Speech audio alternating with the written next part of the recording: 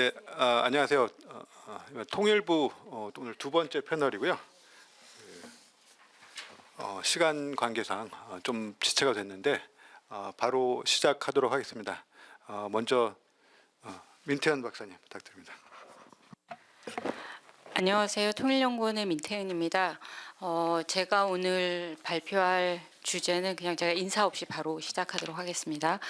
발표할 주제는 북중러 협력에 대한 미국의 시각과 트럼프 정부의 한반도 정책인데, 제가 이제 이 주제를 하겠다고 처음 말씀드렸을 때 이 패널이 이제 통일부 가 마련한 세션이다. 그래서 그 당시 제가 이거를 제안할 때 가장 통일부 정책 자문이나 아니면 통일부가 주최하는 회의에서 가장 제가 관심이 있게 많이 받았던 질문의 어떻게 보면 주제이기도 하고, 그래서 그 주제 하에 이제 제 생각을 좀 정리하겠다라는 생각으로 이 발표문을 준비를 했습니다.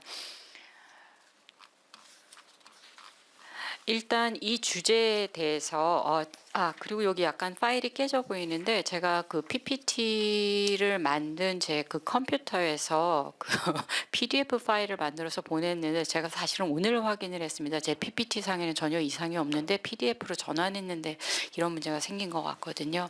그래서 뭐 좀 보시기 불편하신 점에 대해서는 뭐 죄송하다고 먼저 전하고 제 발표를 하도록 하겠습니다. 일단 이 주제가 뭐 중요하다라고 하면 여러 가지 측면에서 중요하다라고 말씀드릴 수 있을 것 같은데요. 일단은 그 북중러 협력과 관련해서 이것이 지속성이 얼마나 있느냐, 이것이 일시적인 현상이냐 지속적인 현상이냐 에 따라서 질문이 여기에서만 그치는 것이 아니고, 이것이 지속적이라고 할 때는 요즘 이제 뭐 꼭 정책 전문가뿐만이 아니라 많은 뭐 일반 대중들에게도 굉장히 익숙한 뭐 용어이기도 한데, 이게 이제 지속되면서 신냉전 체제가 이제 어떤 신냉전이라는 국제 질서가 확립 내지는 그것이 강화되는 계기 내지는 어떤 결과적 현상이 북중러 협력 아니냐라고 해서, 문제가 북중러 협력에만 그치는 것이 아니라 이것이 지금 미중 경쟁이라는 글로벌 질서의 어떤 또 다른 패러다임으로의 변화 아니냐라는 어떤 질문으로 이어질 수 있기 때문에 이 질문 자체가 갖는 뭐 의미는 상당히 크다라고 할 수 있을 것 같습니다. 그다음에 그것보다도 또 하나 더 보태서 말씀드리면, 한국 입장에서 볼 때는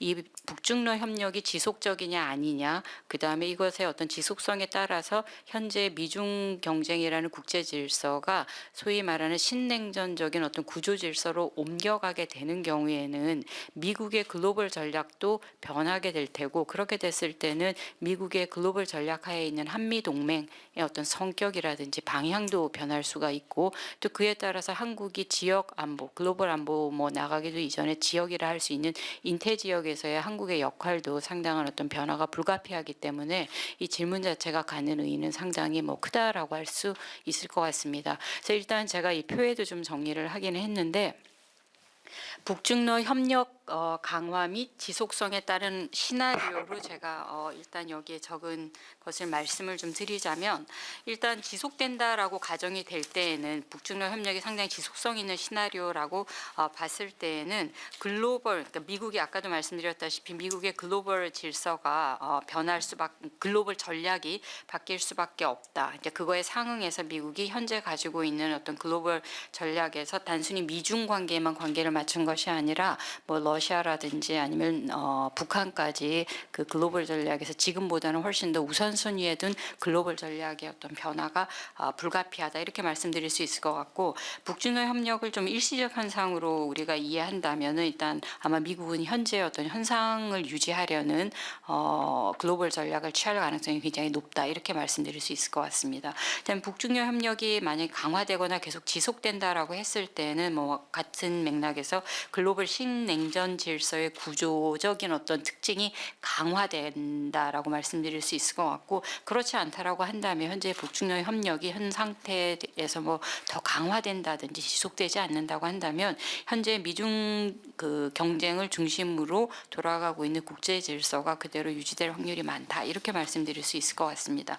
그다음에 또 하나 연장선상에서 이것을 지속적인 어떤 북중러 협력이라고 상정하거나 그렇게 예측하거나 아니면 그렇게 분석한다면 미국의 한국의 안보 부담이라든지 아니면 역할에 대해서 강화 요구가 증가할 것으로 예상되고 반면에 만약에 미국이 이 북중러 협력을 좀 뭐 지속적이지 않다 내지는 현상 그대로 가지 뭐 강화되거나 의미 있는 어떤 연대로 보지 않는다라고 했을 때에는 현재 한국이 관심을 가지고 있는 옵콘 이항에 대해서는 이제 긍정적일 확률 가능성이 높다 이렇게 말씀드릴 수 있고 또 그렇게 되는 대신 상대적으로 미국 입장에서 볼 때는 한국의 지정학적 중요성은 그 북중러 연대가 지속될 때에 비해서는 좀 낮게 그 중요성을 미국으로부터 평가받을 수 있다 이렇게 말씀드릴 수 있을 것 같습니다. 근데 이제 이렇게 북중러 협력이나 최근에 그 연대에 대해서 많은 관심이 있게 된 그 배경으로는 제가 여기에도 적었습니다만.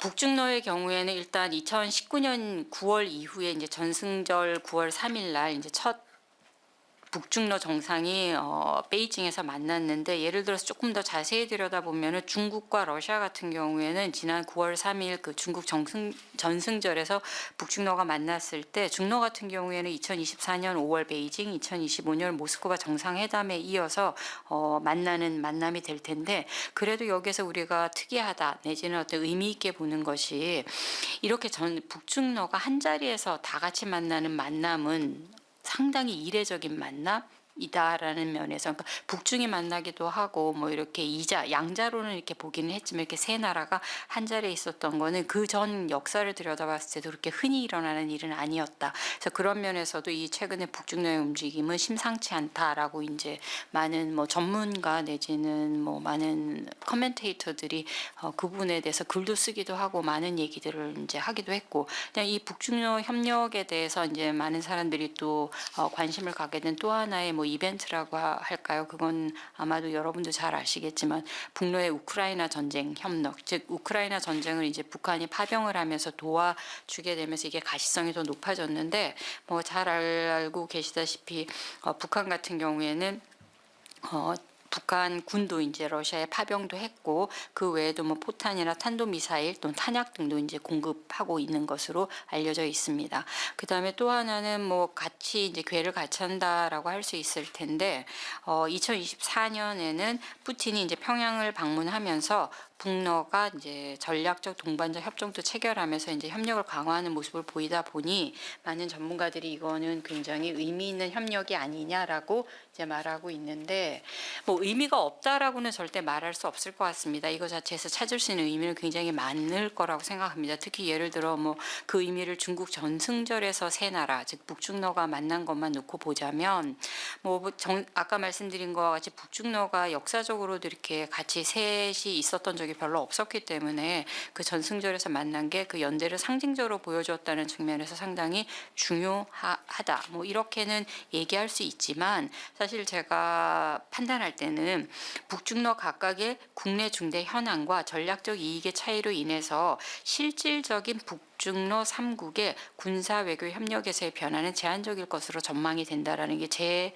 의견이기도 하고 또 뭐 다른 의견들도 있습니다만 저처럼 생각하는 어떤 그 견해를 가진 한 그룹과 아닌 그룹이 있는데 조금 더 제가 왜 이렇게 생각을 하는지 뭐 말씀을 드리자면 그 중국 측면에서 바라볼 수가 있고 북한 측면에서 바라볼 수도 있고 러시아 측면에서도 바라볼 수 있는데 일단 이 3국의 전략적 이익의 차이라고 하는 것을 좀 더 구체적으로 말씀드리면 그 중국 같은 경우에는 현재 첨단 과학 그다음에 기술 그다음에 뭐 관세 를 이제 비롯한 어떤 무역 이런 문제를 가지고 지금 미중 경쟁을 하고 있기 때문에 미중 경쟁에 집중해야 되는 이 상황에서 러시아와 북한과의 어떤 협력 내지는 연대 강화의 이미지를 투사함으로써 중국이 얻을 어떤 외교적인 효과도 없고 그다음에 어떤 실질적인 이익도 사실상 그렇게 크지 않다. 이게 아마 우리가 중국이 왜 북중러 협력에 있어서 전승절이라는 자리까지 마련했지만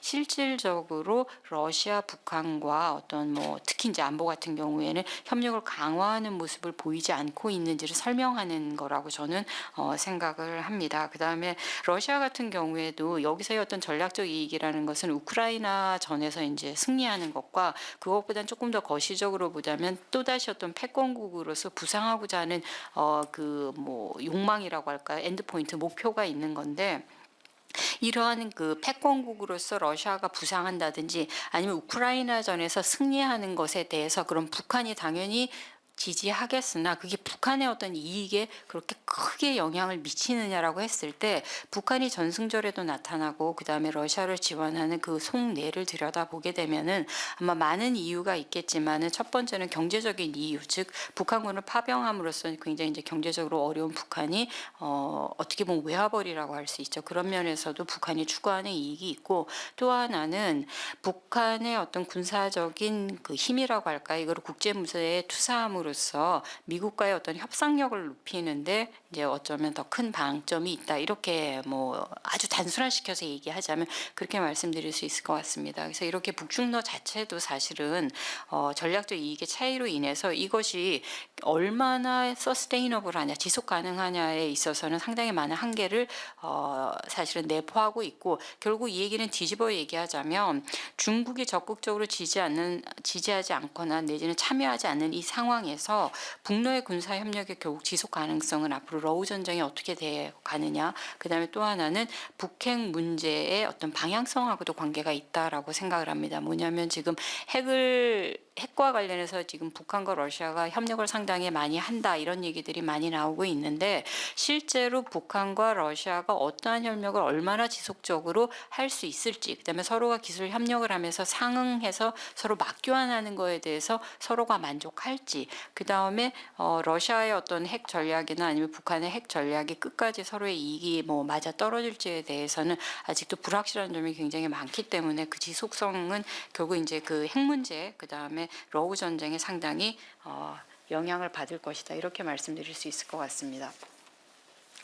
그러다 보니까 결국 연장선상에서 최근 북러의 협력과 그 다음에 북중러의 어떤 중국 정승절에서의 그 회동이라든지 아니면 북러의 어떤 군사협력 강화가 국제 질서에서 신냉전 구도 강화로 이어질 가능성은 결국 그 연장선상에서 그렇게 높지 않다 이렇게 말씀드릴 수 있을 것 같습니다.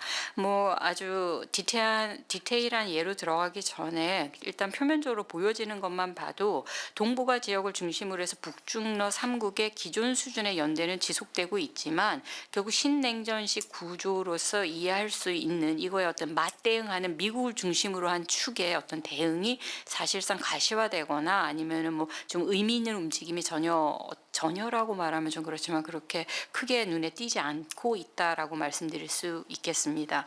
뭐 최근 저희 그 한미가 뭐 조인트 팩트 시 나온 것을 두고 일부 전문가들은 그 이 한미가 이렇게 관계를 강화하면서 한국의 역할이 인태 지역에서 중국을 견제하는 역할이 점점 커지면서 어떻게 보면 신냉전 구조가 동북아 지역에서 강화됐다 이렇게 이제 분석하는 경우도 있지만 뭐 그 면이 아예 없다라고는 할 수 없지만 팩트시트의 실제 내용을 들여다보게 되면 그런 안보적인 측면보다는 경제 협력에 대한 내용이 훨씬 더 많고 그 다음에 한미 양국 간의 어떤 양자 협력에 대한 내용이 주를 이루고 있어서 이것이 어떤 신냉전 구조의 고착화를 위한 의도가 그 저변에 깔려 있다.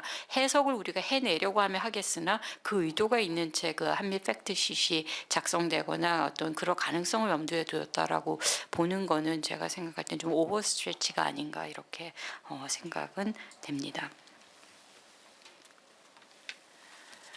그러면 결국 한마디로 얘기하면 현재 국제 질서는 뭐냐라고 했을 때 미국은 경제 분야에서 중국과의 경쟁에서의 우위를 점하는 데 집중하고 있다. 뭐 일부 전문가들은 이거에 동의 안 할 수도 있을 것 같습니다. 왜냐하면은 여전히 어떤 신냉전 툴로 이 지금의 국제 질서를 바라보고자 하는 분들이 계시거든요. 제가 볼 때 일단 북한이 제일 그렇고 그다음에 그게 아니 조금 어떻게 보면은 보수적이라고 표현하는 게 좀 조심스럽기는 합니다만 뭐 미국이나 한국이나 이런 분들이 현재의 어떤 그 국제 질서를 신냉전 구조로 이제 설명하시는 분들이 계신데 그거를 뭐 요즘에 느슨한 신냉전이다. 뭐 A팀과 B팀이다. 블록화가 약하지만 블록화가 돼 있다. 아니면 뭐 클럽화가 돼 있다. 이런 랭귀지로 설명하시는 분이 계신가 하면 또 일부는 이제 미국은 미중 경쟁에 아예 관심이 없다. 이렇게 얘기를 하시는 분도 있는데 저는 뭐 양쪽 다보다는 저는 어떻게 보고 있냐면 미국은 여전히 미중 경쟁을 국제 질서의 중심으로 놓고 현재 모든 어떤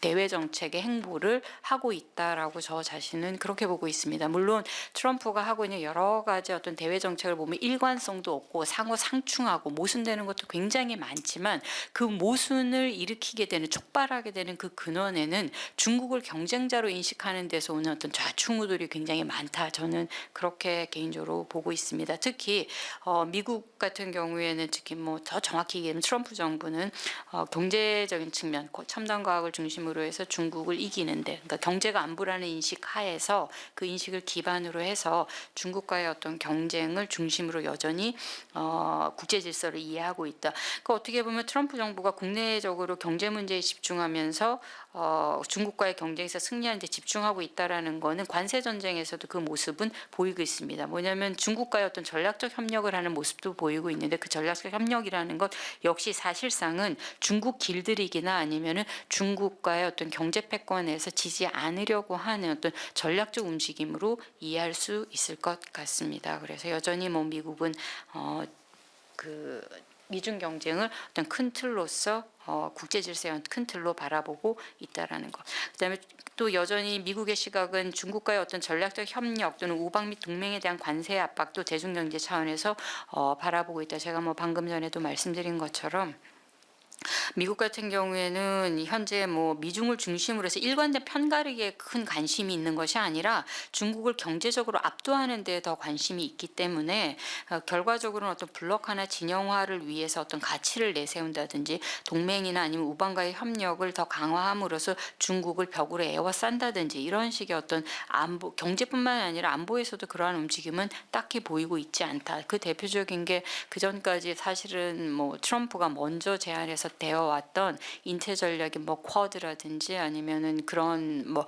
오크스라든지 이런 다자 협력체, 그러니까 안보와 경제의 어떤 그 양면의 협력체들을 사실상 거의 뭐 유명무실한 상태로 지금 뭐 방치하다시피 두고 있는데 이것만 봐도 동북아 뿐만 아니라 어디에선가 이게 편을 이루어서 중국과 맞서려고 하는 움직임은 좀 찾아보기 어렵다. 그 얘기는 뒤집어 얘기하면 북중러 협력에 대해서 미국이 그다지 크게 의미 있게 보고 있지 않다라는 뭐 그것도 반증이라고 말씀드릴 수 있을 것 같습니다.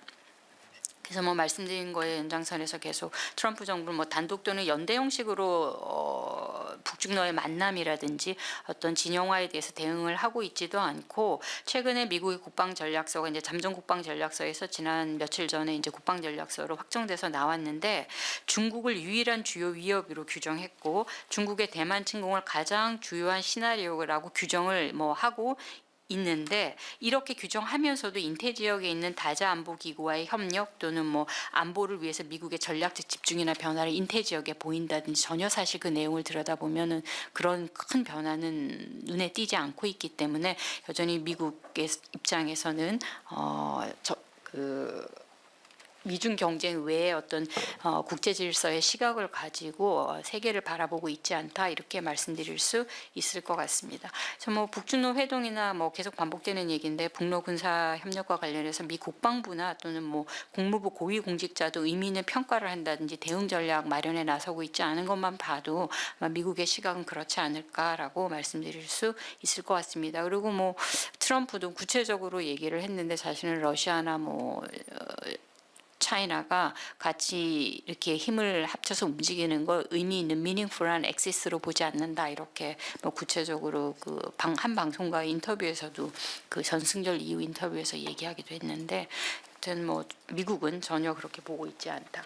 근데 이제 이게 통일부 세션에서 제가 이거를 이렇게까지 이제 강조해서 말씀드리는 이유가 사실 이제 통일부에서는 이런 질문을 하는 이유가 북중러가 지속 가능성이 있느냐 협력이 그다음에 그게 지속 가능해서 냉전 구조화되거나 이게 어떤 신냉전 구조 질서가 됐을 때 우리가 남북 협력을 어떻게 할 수 있느냐 북한의 비핵화가 어떻게 되느냐의 문제 때문에 결국은 거시적인 어떤 글로벌 질서에 관심이 있었던 건데 그럼 이렇게 만약에 미국의 시각이 북중러 협력에 대해서 사실은 그렇게 크게 의미를 두지 않는다든지 편가르기에 관심이 없다 그리고 미중 경쟁에 집중할 때 그렇다 그러면은 한반도 평화 공존 체제 모색을 위해서 우리가 그럼 어떻게 해야 되느냐라는 질문을 던질 수가 있는데 앞에 제가 뭐 시간 관계상 건너뛰었습니다만 이 미국의 그 시각에서 볼 때 미국은 뭐 트럼프가 북한하고 대화를 하고 싶다 이런 얘기를 뭐 여러 차례 하기는 하지만 대화에는 관심이 있지만 실질적인 북한의 비핵화에는 관심이 있다라고는 말씀드릴 수 없을 것 같습니다. 다시 말해서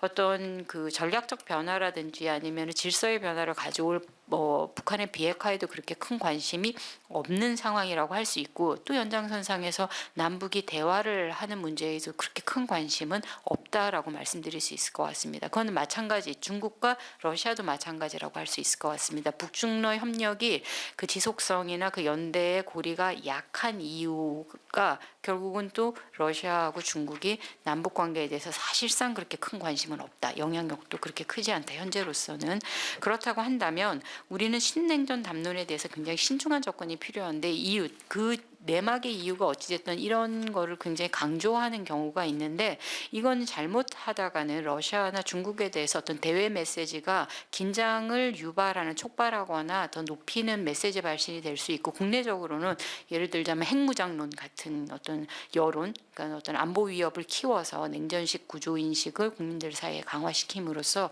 핵무장론 담론을 좀 강화할 수 있는 어떤 위협도 있기 때문에 이 신냉전 담론에 대해서는 신중한 접근이 필요하다는 말씀드리고 싶고요. 또 다른 하나는 결국 그 남북한 관계를 한국이 주도할 수밖에 없다. 결국은 지금 주변국들이 별 관심이 없기 때문에 주도해야 된다. 이런 뭐 결론을 드릴 수 있을 것 같습니다. 뭐 나머지는 혹시 시간이 되면 이후에 더 말씀드리도록 하겠습니다. 감사합니다. 네, 민태현 박사님 감사합니다. 제가 사회자로서 좀 늦게 와갖고 막 서두르는 바람에 몇 번 발표를 부탁드린다 이런 말씀도 못 드렸고 소개도 못 드리고 했는데 네, 송구스럽습니다. 다음에 우리 석조희 박사님 좀 20분 안에 더 빠르면 더 좋습니다. 네, 안녕하세요. 오늘 좋은 기회를 주셔서 감사합니다. 저는 한미일 안보 협력에 대해서 사실은 일본의 시각이라고 말씀을 드렸는데 전체적인 요지를 살펴보면 한일 관계 측면에서의 논의를 좀 더 다룬 것 같습니다. 이 발표문을 준비하는 그 기간 동안에도 한미일 협력에 관한 사실 기사들이 좀 쏟아지고 있었고요. 전체적인 문제 의식은 사실상 2023년에 캠프 데이비드 원칙이랑 한미일 간의 논의가 한미일 협력의 논의가 이루어지고 나서 한국, 미국, 일본 모두 리더십이 교체가 됐습니다. 그런데도 불구하고 올해까지도 바뀐 그 정권에서 각각 한일 또는 한미일 협력이 무엇보다 중요하다. 그러니까 리더십이 교체됐음에도 불구하고 한미일 3국의 제도적 협력의 논의는 지속되었고 그게 단순히 담론 차원이 아니라 실무진 차원에서도 실제로 협력이 이루어지는 것들이 목격이 되었습니다. 그래서 이 한미일 안보 협력이라고 하는 것을 두고 어떻게 일본 또는 한국과 일본에서 논의가 있었는지 그러한 것들을 좀 살펴보고자 합니다. 기존에 한미일에 관한 협력이나 한일 협력에 관한 연구가 상당히 많이 이루어져 있습니다. 그래서 제가 새로운 논의를 드리는 것은 아니고요. 다만 이 시점에서 한미일 협력에 대한 논의를 좀 더 정리를 해보고 이것이 한일 협력이라든지 한국 또 한반도에 미치는 영향이나 일본의 역할 같은 것들이 무엇인지 좀 살펴보고 싶었고요. 특히 네 번째 장에서는 그 한미일 협력이라든지 한일 협력이라는 논의가 있었을 때 일본적인 요소에서 어떤 제약 요인 요인이 있는지 이 부분에 대해서 말씀을 드리고 싶었습니다. 진행 중인 논문이고요. 좀 더 보완할 필요가 있을 것 같습니다. 두 번째 장으로 가면 일단 발표 자료집에 있는 발표문으로 말씀을 드리도록 하겠습니다. 한일 또는 그 한일 양국 간의 동북아시아에서 위협을 가지고 있는 것들은 대부분 대동소이하다고 봅니다. 최근에 있었던 대만 사태라든지 중국의 동중국해, 북한 핵 문제, 여전한 러시아 우크라이나 전쟁 같은 안보 위협이 기본적으로 상정되어 있고요. 또 최근에 그 다카이치 총리 발언으로부터 또 이재명 대통령이 얘기했었던 독도, 영유권 갈등한 또 발언 간의 갈등이 불거졌습니다. 그러니까 한미일 협력이 이어지는 가운데 한일 간의 안보 위협 인식이 공유되면서도 그 가운데 항상 사도광산 문제라든지 독도, 영유권 관련한 갈등들이 불거지면 이 한일 협력에 대한 추동력이 갑자기 뚝 떨어지는 그런 현상들이 계속 반복이 되고 있습니다. 최근에도 그 다카이치 총리의 독도 관련한 발언이 쟁점화됐었고요. 근데 저는 이게 나중에 토론 시간에 아마 더 보설해서 말씀을 드리겠지만 이게 어떤 추동력을 떨어뜨리지만 한일 간의 급작스러운 위기다라고 보기는 어려울 것 같습니다. 다시 돌아가면 2023년도에 캠프 데이비드에서 한미일 협력이 본격적인 어떤 논의가 이루어졌다라고 봅니다. 여기서 선생님들께서도 그 내용은 다 잘 아시겠지만 캠프 데이비드에서는 공간적으로 인도 태평양에 기반한 파트너십을 제시를 했고요. 그리고 그 안에서 한미 상호 방위 조약 그리고 미일 간의 상호 협력 및 안전 보장 조약을 그대로 인정한다. 소위 한미 그리고 미일 관계의 기본적인 안보 협력을 기반으로 하면서 정보를 공유한다. 자유롭고 열린 인도 태평양을 기반으로 해서 경제 안보라든지 반도체 공급망 협력, AI 등 중요 기술 제휴를 골자로 담고 있습니다. 여기에 대해서 한국과 미국과 일본은 현재까지도 그 내용적 차원에서는 제도화적으로 연속적으로 연례적으로 합의해 나가는 것으로 보여집니다. 이제 일본 쪽 얘기를 하기에 앞서서 제3장에서는 한일 협력에 대해서 조금 말씀을 드릴 텐데요. 사실 그 제가 좀 가져와서 인용한 것은 토가시아유미의 그 한일 안보 협력 시기 구분인데 이 부분에 대한 구체적인 내용은 조금 넘어가겠습니다. 2000년대 이후에 주목을 하고 싶은데요. 2000년대 5페이지입니다. 제 논문에선 5번째 장인데요. 한일 협력이 2000년대 이후에는 각각 그 한국과 미국, 일본과 미국 대미 동맹 강화를 기반으로 해서 한일 협력은 그 위에 층위를 쌓고 직접적인 협력을 모색했다라고 볼 수 있습니다. 이때 한일 사실 안보 협력이라고 하기에는 이제 보통 가로를 치고 설명을 하기도 하는데 외부적으로는 북한의 핵 위협 그리고 중국의 강대국화, 내부적으로는 각 정권의 리더십에 따라서 강화되거나 약화된다고 볼 수 있을 것 같습니다. 표를 보시면 2009년 5월 30일에 한일 국방회담이 있었고 4월 23일에 국방회담이 있었고 5월 30일에 한미일 국방장관 회담이 있었습니다.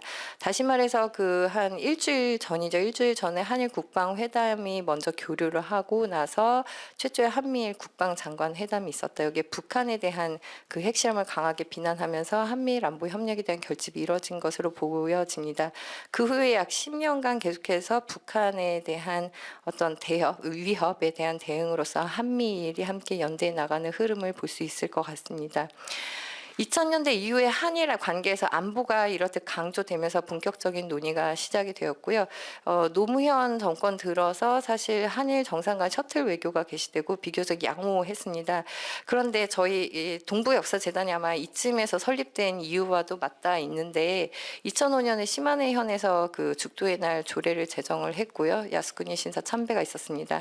그리고 2012년에 이명박 대통령이 독도를 방문을 했고 소위 그 역사 영토 문제 등이 불거지면서 2019년까지 좀 복합적인 한일 갈등 같은 것들이 이루어졌습니다. 사실 한일 간 안보 협력은 다시 복귀를 해보면 이러한 가운데 2018년 12월에 발생했던 초계기 레이더 조사 사건 이후에 사실상 중단이 되었습니다. 그 후에 캠프 데이비드 정상회담 이후에 다시 한일 협력이 재개되었고 일본 내에서 이때 당시 이 초계기 레이더 조사 사건에 대해서 앞으로는 양국 간의 대화를 좀 해서 잘 풀어나가자라는 식으로 이 문제가 다시 다시 덮어지고 한일 협력이 재개된 데에서 긍정적인 평가가 있었습니다. 한일 간의 역사나 영토 문제를 두고 혐한 시위도 있었고 집단적 자해권 문제라든지 여러 가지 요인들이 있어서 안보 협력 그 자체만은 바라보기 어려운 측면이 있다라는 점은 주지하듯이 계속 이뤄져 있었습니다. 이 가운데 한미일 협력으로 다시 돌아가면 캠프 데이비드에서 이제 원칙 같은 것들 그 문서 3건이 채택이 되었고요. 이른바 한미일 협력은 실무 차원에서 협력의 제도화가 이루어졌습니다. 이제 일본 쪽의 얘기를 좀 들어가겠습니다. 사장에 해당하는 부분인데요. 그런데 저는 오늘 말씀드리고 싶은 3가지 요소들에 대해서 좀 더 주목을 해봐야 될 것 같다. 아마 이것은 오늘 토론해 주시는 이기태 박사님께서 더 전문실이고 잘 아시겠지만 먼저 첫 번째는 일본의 안보 정책이 아베 정권 이후에 계속해서 강화해가는 흐름이 있고 그 가운데에 안보 3문서에 주목할 필요가 있다.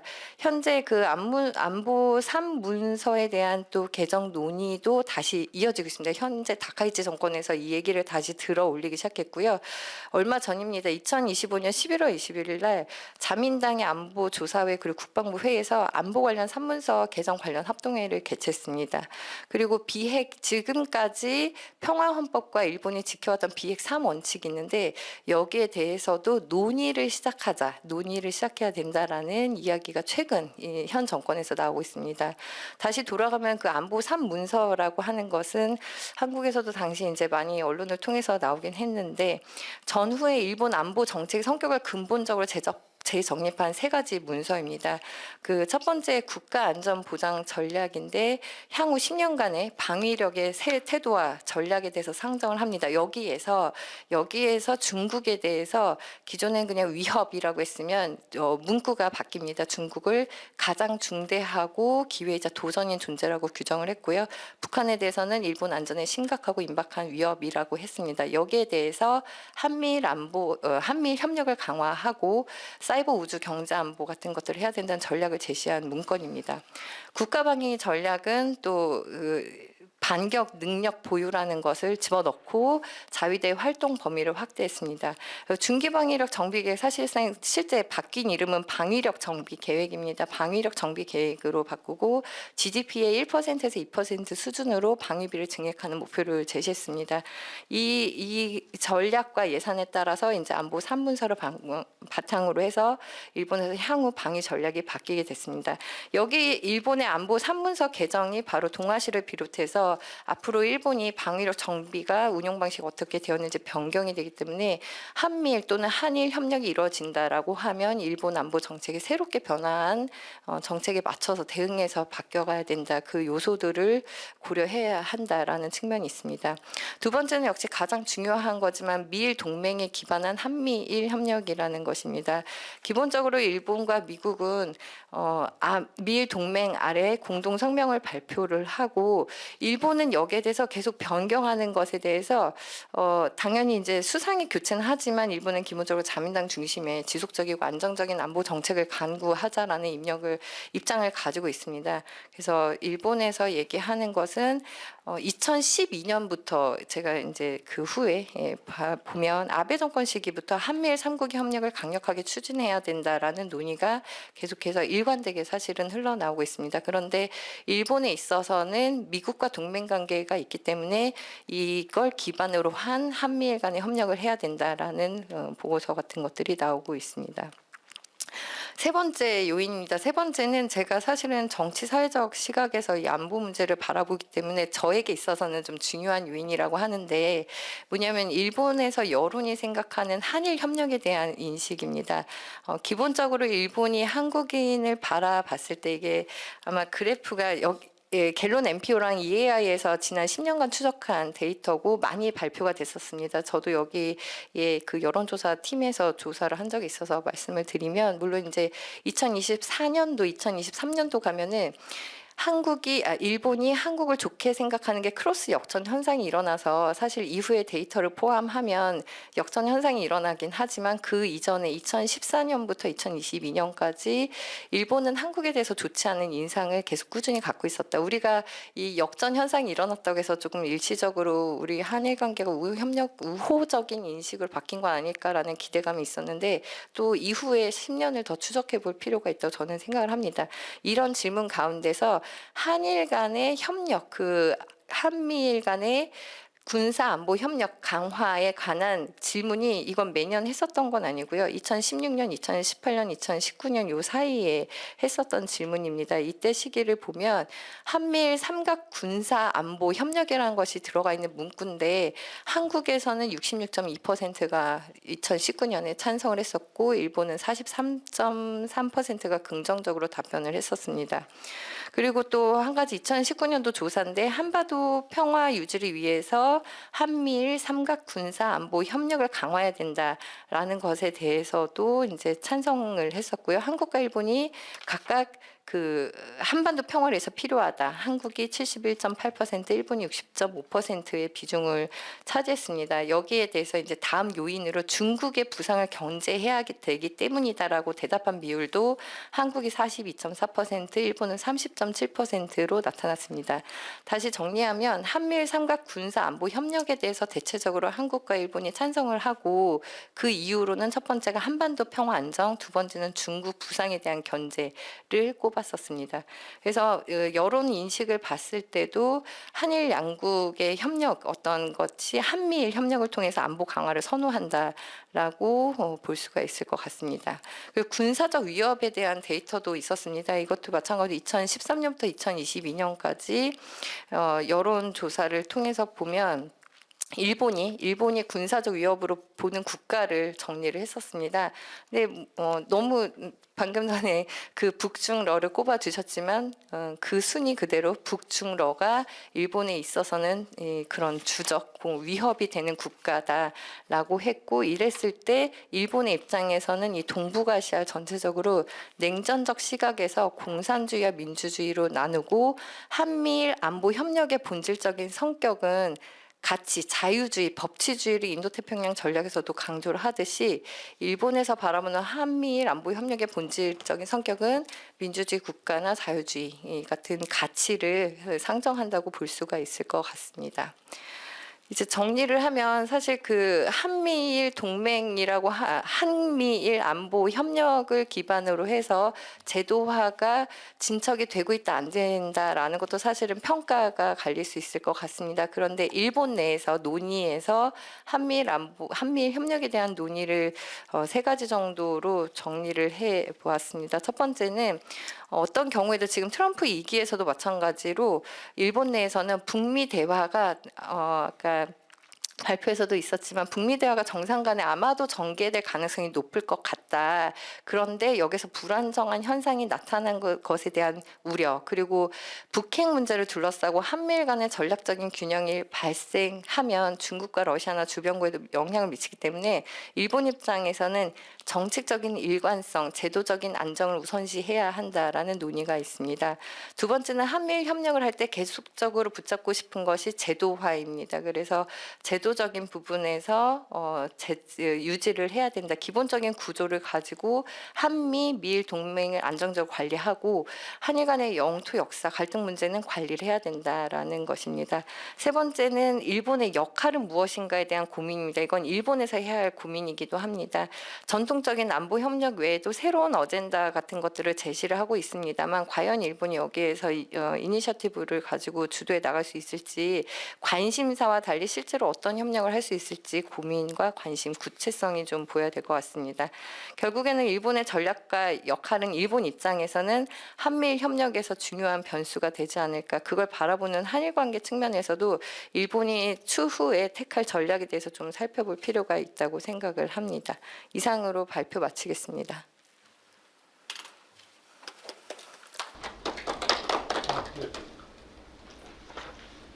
네, 석재 박사님 감사합니다. 시간도 막 넉넉하게 지켜주셔서 오늘 발표 마지막으로 최재덕 교수님 발표 부탁드리겠습니다. 예, 최덕 교수입니다. 좋은 날인 것 같습니다. 그 오전에 국제정치학회 개회식에서 최영찬 원장이 작년에 국제정치학회는 한 10대 명 모여가지고 뭘 어떻게 하는지 잘 몰랐는데 올해는 엄청나게 다 꽉꽉 차가지고 그 열기를 느낄 수 있다고 우리 김태형 회장님을 굉장히 칭찬하셨는데 그거는 굉장히 해군 정책 포럼하고 같이. 네. 근데 늦어서 좀 늦었는데 용서가 됩니다. 하여튼 너무 열심히 잘 준비해서 감사드립니다. 특별히 또 이렇게 학회장이 또 사회를 보니까 더 이 세션이 빛이 나는 것 같고요. 제가 사실은 이렇게 2시부터 4시까지 하는 첫 번째 통일부 세션도 좀 와가지고 다 들었어요. 그 내용이 참 좋았는데 그래서 이 주제가 한반도 평화 공존 체제에 있어서 주변 사강의 국제 정치에 대한 동학인데 이렇게 북중러 연대에 대한 얘기를 많이 전 세션에도 얘기했고 지금도 우리 민태인 교수님도 북중러 연대에 대한 얘기를 많이 했습니다. 그래서 사실은 제가 발표문도 최근에 중국의 전승절 때 있었거든요.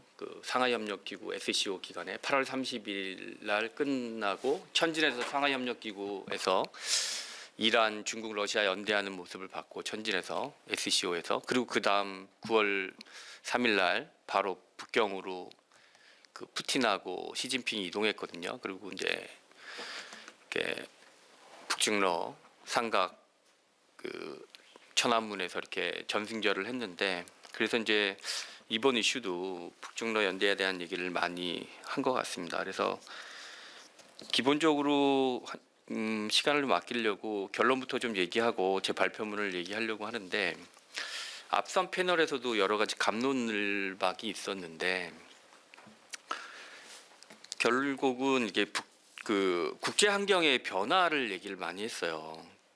그래서 굉장히 전 세션에서 고무적이었던 것은 결국은 이제 통일 문제 주변 한반도 평화를 만들어야 되는데 남북 관계의 개선이 쉽지 않다는 결론이었고 그래서 북미 관계를 많이 의존해야 된다는 얘기를 많이 했어요. 그래서 국제 환경 변화에 맞춰서 그래서 북미 관계를 보면서 이렇게 남북 관계 피스메이커, 페이스메이커, 피스메이커, 페이스메이커 얘기했듯이 이 북미 관계에 대한 주안점을 많이 두면서 얘기를 했고 어떤 교수는 그렇지 않다 이렇게 또 얘기를 하면서 그렇지만 이제 한 발표자는 이 노태우 정권 시절에 이 국제 관계가 틀이 변하면서 서구 동구권이 몰락하면서 91년 남북 기본 합의서 채택하고 89년 한민족 공동체 통일 방안하고 북방 정책 추진하고 여러 가지 그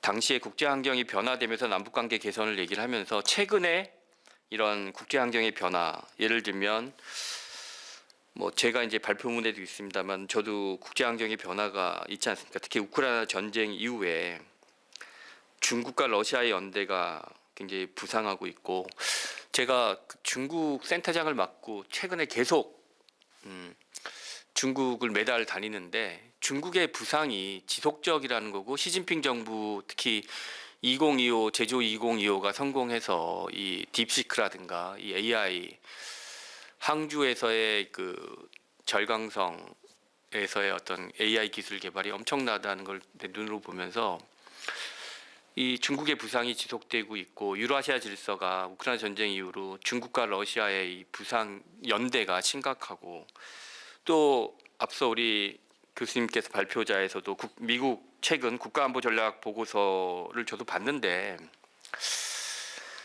여러 가지가 있지만 핵심 키워드를 꼽았을 때 최근에 발표된 미국 국가안보 전략 보고서는 이 트럼프는 인게이지먼트 개입주의에서 고립주의로 바꿨구나라는 것을 굉장히 실감했어요. 고립주의로 가는구나.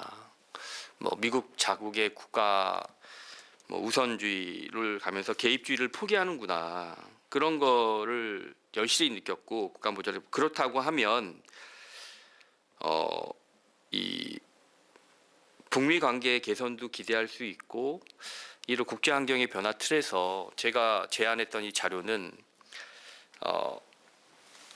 좀 한중 관계, 한러 관계, 남북 관계 개선을 하려고 하니 이 계속 뭔가를 줘야 되는 상황이고 북에 이게 오히려 더 레버리지가 떨어지는 것 같고 계속 줄 수 있는 것도 한계가 있고 그렇다고 북한이 반응도 좋지 않고 지금 남북 관계 보면 또 이 북한의 어딘가 메시지를 보면 전혀 반응이 없고 관계 남북에 대한 신뢰가 없고 남한에 대한 이런 거를 봤을 때 남북 관계 개선은 북미 관계 개선 또는 이 북중러 연대가 저는 우리 석주희 교수님 자료를 보니까 이 한미일 협력 구조가 굉장히 잘 배웠는데 한미일 협력 구조가 비대칭적 구조라는 거죠. 그래서 하여튼 한미와 미일 동맹 하에 이런 한미일 협력 구조가 복잡하기 때문에 한미일 협력 구조에 대한 얘기를 했는데 제가 보기에도 저도 중국 러시아를 다니면서 이 북중러도 상당히 비대칭적 구조예요. 그러니까 이 북중 관계가 최근 이제 좋아지는 분위기고 북러 관계는 우크라이나 전쟁 이후로 지금 굉장히 긴밀화되고 있고 중러 관계도 우크라이나 전쟁 이후로 이제는 1,000억 불에서 2,400억 불 하여튼 경제나 안보나 에너지 모든 분야에 있어서 중러 관계는 굉장히 긴밀해졌어요. 그러니까 이 중러 관계 각각 띄워놓고 보면 중러 관계, 이 북중 관계, 북러 관계가 다 비대칭이라는 거죠. 북중러가 한미일이 흡사 한미 동맹과 미일 동맹의 어떤 비대칭이라고 얘기하셨던 거죠. 그러면 그런 관점이라면 사실은 북중러가 지속되냐 일시적이냐 이런 거보다 지금 현 상황에서는 이 북중러 한미일을 신냉전으로 볼 수 있는 그런 입장은 아닌 것 같고요. 여하튼 제가 결론적으로 이 한반도 평화 공존 체제에 있어서의 남북 관계 평화 모색은 주변 사강의 정치 동향을 봤을 때 이런 국제 관계의 변화를 잘 이용하면 특히 북미 관계라든가 한중 관계, 한러 관계 개선하자는 얘기가 있지만 사실은 90년대 한중 관계는 벌써 30년, 한러 수교는 32년. 그동안 한중 관계 굉장히 좋았고요. 그러니까 다시 한중 관계를 다시 개선하고 한러 관계를 복원하고 이렇게 북미 관계를 이렇게 잘 피스메이커 하면서 하면 남북 관계 개선의 기회를 볼 수 있지 않을까. 저는 사실은 이런 결론을 이렇게 제가 주장을 하는데요. 그래서 하여튼 최근에 이 우크라이나 전쟁 이후에 이 중러 관계를 보면서 제가 이 글을 썼고요. 하여튼 우크라이나 전쟁의 구조적인 가장 최대 수혜국들 전쟁이 나면 가장 이익을 보고 이익이 이렇게 가장 패전 하여튼 전쟁이 났을 때 가장 구조적인 수혜국은 러시아도 아니고 중국 같고요. 우크라이나는 이걸로 인해서 굉장히 지금 국토가 파괴되고 많은 사람이 죽었으니까 우크라이나가 가장 피해를 많이 본 사실이고 러시아는 많은 땅을 얻었고 미국도 일시적으로 에너지를 많이 팔고 군산복합체로서의 어떤 무기를 많이 팔았지만 유럽을 대서양 동맹도 이뤘지만 결국은 굉장히 미국도 엄청난 무기 지원을 하면서 재정적으로 어려운 상황이고 하여튼 우크라이나 전쟁의 구조적인 수혜국은 중국인 것 같다 이렇게 제가 최근에 논문도 썼었는데 하여튼 그런 입장에서 이런 평화 공존 체제와 사강의 입장을 한번 보면서 제가 최근에 중국에 있으면서 8월 전승절 때 그런 입장을 한번 써봤어요. 그래서 9월에 중국은 어떤 천진과 베이징이라는 두 무대를 통해서 어떤 세계를 향한 메시지를 발산한 것 같고 특히 이 상하이협력기구는 다극화 세계를 천명했었고요. 당시 이렇게 자료를 현장에 있으면서 봤던 건 또 이 열병식에서는 군사적 존재감이나 이런 것들을 시각적으로 많이 드러냈고 외교와 군사 어떤 제도와 역사의 어떤 메시지를 통해서 중국은 미국 주도의 어떤 그동안의 기반 질서에 맞서서 국제 질서의 다극화에 이끄는 리더가 될 거라는 것을 보여준 것 같고, 더 이상 미국을 눈치 안 보겠다 이런 메시지도 내놨고요. 아무튼 이 전승절 기념은 어떤 전략적 위상을 재확인했다 이렇게 볼 수 있습니다. 아무튼 한국은 이렇게 봤을 때 이 전승절 이 열병식은 김정은 위원장이 또 참석해서 북중로 지도자가 이렇게 한 자리에 모였고요. 그렇지만 이런 미중 경쟁 구도 속에서 어떤 그 장기적이고 구조적인 영향을 미친 이 전승절에 대한 얘기는 많이 나왔지만 상하이 협력 기구에 대한 거는 좀 관가된 측면이 있어서 제가 좀 더 말씀을 드리려고 합니다. 하여튼 그 언론에는 뭐 전승절에서 중러 간의 정상회담이 없었고 큰 얘기가 없었다고만 보도됐지만 사실은 그 전에 상하이 협력 기구에서 3일 전에 중러 간의 긴밀한 얘기는 이미 많은 정상 회의를 통해서 다 했거든요. 그리고 함께 이동했고 천진에서 베이징. 그래서 이 상당한 이 중국인들이 얘기할 때 2008년 베이징 올림픽 전과 후로 베이징이 바뀌었다고 얘기하지만 천진에 있는 분들 보니까 천진 상하이 협력 기구 전후로 천진 시내가 바뀌었다 이렇게 얘기할 정도였고요. 하여튼 그렇지만 이 성격은 분명히 구별은 됩니다. 그래서 이 열병식은 어떤 항일 전쟁이라는 역사적 서사, 어떤 국민 통합, 공산당 지도력의 정당성 강화하는 장치였던 것 같고요. 열병식은요. 하여튼 뭐 최신 전투기, 미사일, 극초음속 무기, 또 12,000명의 병력, 군사력을 과시한 거였고요.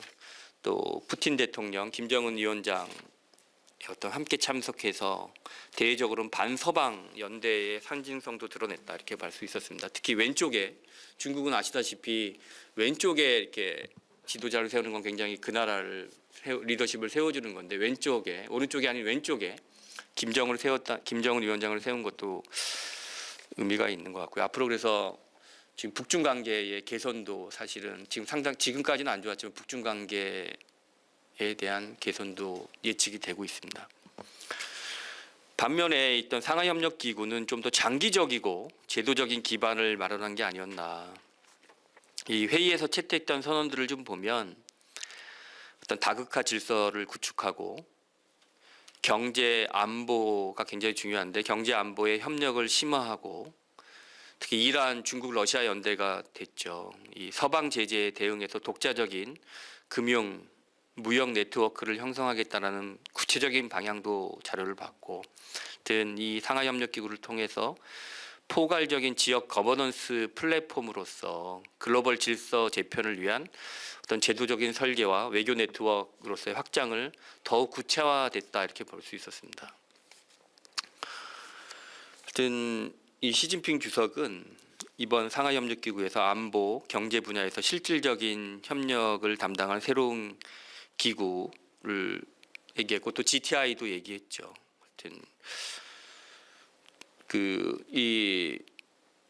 그러면서 텐진 선언을 했는데 상하이 협력 기구에서 중국이 SCO를 통해서 반서방 규범 연대를 제도화하는 시도고 무역, 금융, 질서에 대한 이 전략적인 미국과의 경쟁뿐만이 아니라 군사 안보 영역에서도 또 경제, 금융, 규범 경쟁까지 모든 부분에 있어서 경쟁하는 의미로 좀 받고 이러면서 상하이 협력 기구를 제도적 차원에서 한 단계 좀 격상시켰다라는 것이 좀 고무적입니다. 그리고 베이징에서 열린 중러 회담을 보면 시진핑 주석은 중러가 독립적인 발전과 부흥을 역량을 보유하고 있다고 하면서 대규모적인 프로젝트 협력과 이익 통합을 주문했고요. 하여튼 이 중러는 영원한 설린 우호와 전면적 협력, 호혜 협력의 어떤 모범이라고 규정하면서 대국 관계의 모범 국가로서 이렇게 얘기했고 푸틴 또한 양국 중러가 전례 없는 수준에 도달했다 하면서 미국을 겨냥해서 어떤 전략적 협례 확대를 재확인했다 이렇게 볼 수 있었습니다. 하여튼 이 한반도 평화 체제를 모색하는 이 4강의 국제정치 동학에서 중국과 러시아가 이렇게 유라시아 대륙 내에서 때로는 어떤 한계성도 있었지만 이 이점이 압도적으로 능가하면서 그 뭐 경쟁도 하고 상호 견제도 있었지만 엄청나게 중러는 유례없는 전략적 협력을 공고히 하고 있다라는 걸 잘 봐야 될 것 같습니다. 그래서 이 한반도 체제에 있어서 우리가 북중러 연대를 자꾸 이렇게 뭐 한미일 이렇게 볼 게 아니라 그동안 우리가 한중 관계에 교역이 엄청나게 긴밀했고 한러 관계도 굉장히 좋았던 시기가 있었기 때문에 다시 한중 관계를 더 예전처럼 복원하고 한러 관계를 더 다시 복원하고 이렇게 하면서 남북 관계를 한반도의 평화 공존을 체제를 모색할 수 있지 않을까 이런 생각을 합니다. 여하튼 한국은 여하튼 이렇게 복잡한 외교 환경에 놓여 있는 것 같고요.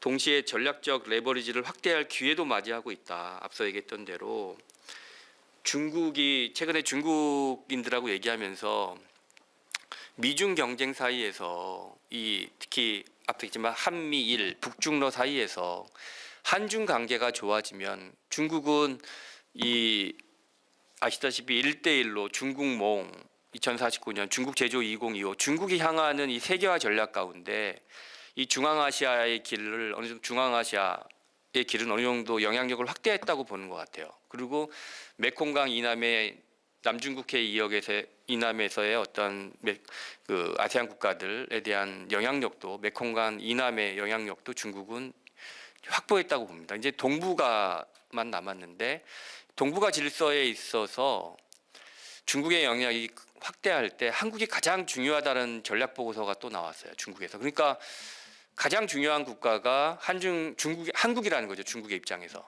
그래서 미중 간의 경쟁 사이에서 중국이 그만큼 한국을 중요시하다는 전략 보고서가 나왔고 또 우리는 뭐 기술력도 있고 그렇기 때문에 그 지금 현 상황에서 사실은 우리가 그 이점을 좀 활용해야 되는데 그렇지 않은 현실이 좀 어려운데 뭐 현 정부가 들어와서 이제 국위구선 실용외교 입장을 한 입장에서 충분히 가능하지 않을까. 미중 사이에서의 어떤 그 한국이 중요한 레버리지를 잘 활용해서 충분히 한반도 평화를 만들고 남북 관계를 만들 수 있지 않나. 그래서 이렇게 그 결론을 냈습니다. 그 미국, 중국, 러시아와의 어떤 한국이 실용외교, 동맹의 재구성, 남북 관계 개선이라는 어떤 복합적 전략을 통해 그 한국의 그 한반도 평화를 만들 수 있는 길이 있다. 이렇게 결론적으로 좀 이렇게 글에 적었습니다. 이상입니다. 네, 감사합니다. 예, 시간 아주 잘 맞춰주셨습니다. 네, 그 세 분의 그 발표문 잘 들었고요. 사실 오늘 주제가 통일부 패널이고 평화공존, 한반도 평화공존 체제를 지향을 하는데 그 주변 국가들이 어떤 식으로 대응을 하는지 이런 것들을 좀 보는 거였고 여기에 대해서 세 분 발표자분들께서 미국, 일본, 중국 시각에서 이제 잘 발표를 해주셨습니다. 자, 그러면 다음으로 그 토론자분들의 지정 토론을 좀 들어보겠습니다. 먼저 차태석 교수님 부탁드릴게요. 8분 정도. 8분. 네. 예, 성균관대 차태서입니다. 저는 민태은 박사님의 글에 대해서 토론을 하게 되었는데요. 그래서 뭐 아까 민 박사님께서도 언급하셨지만 이 글에서 제기하고 있는 질문들 자체가 애초에 이제 통일부라든지 여러 그 유관 기관들 그리고 이제 뭐 학계 모든 곳에서 굉장히 중요하게 지금 현재 물어지고 있는 그런 화두에 대해서 언급을 하셔서 매우 시의적절하고 또 매우 어떤 면에서는 논쟁적인 부분들이 깔려 있는 글이어서 발표였습니다. 그래서 저도 약간은 뭐랄까 토론을 말 그대로 제시를 해봤으면 좋겠다. 그래서 민 박사님께서 제시해주신 여러 이슈가 상당히 여러 개가 있는데 그것들이 각각 다른 해석의 영역 또는 다른 해석의 가능성들이 존재하는 것 같아서 뭐 저 같은 경우 일종의 약간은 현실주의적인 입장에서 발표해 주신 내용들에 대한 뭐 일종의 뭐랄까 대항가설, 뭐 추론 같은 것들을 몇 개 쭉 나열을 해보면 그게 앞으로 저희가 이제 더 논의를 진행하는데도 도움이 될 것 같아서 그런 방식으로 한번 이야기를 풀어보도록 하겠습니다. 그래서 각 섹션별로 잠깐씩 말씀을 드려보면 그 문제 제기 파트에서 이제 앞으로의 전체적인 그 세계 질서의 변동에 대해서 언급을 해주셨는데, 근데 제가 트럼프 2기에 들어와서 세계 질서를 꾸려가는 미국의 시각에서 세계 질서를 꾸려가는 모습을 봤을 때 가장 눈에 띄는 측면은 뒤에서도 계속 나오는 얘기지만 저는 일종의 콘서트 턴 같은 게 있는 것 같아요. 그러니까 이제 오바마 행정부 이후로 우리가 계속 지켜봤던 미국의 어떤 세계 질서에 대한 전체적인 어프로치는 말씀하신 것처럼 미중 경쟁이죠. 컴피티션의 차원이 계속 강조가 됐었고, 사실은 그 컴피티션의 차원을 가장 핵심 국정 어젠다로 끌어올렸던 게 트럼프 자신인데, 트럼프 1기 시절에 2017년 NSS 같은 경우가 그런 거였죠. 중국은 리비저니스트 스테이트다, 우리는 컴피티션 한다 였는데, 근데 2기에 와서 이번 NSS도 그렇고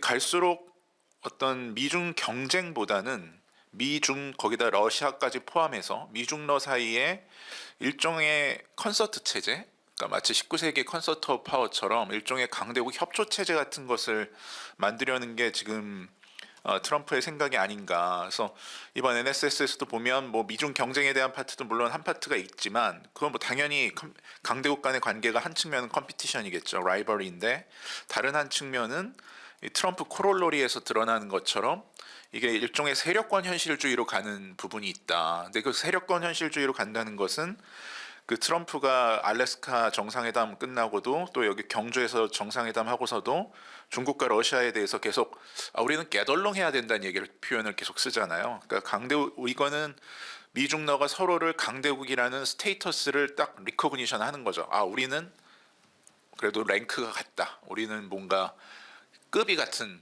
존재들이다. 그래서 우리끼리 이제 강대국 지위를 승인하고 그들 간의 관계는 개덜롱한다. 근데 개덜롱한다는 거의 핵심은 세력권인 것 같아요. 그래서 우크라이나 그래 돈바스 띄어서 여기는 니네 러시아 거.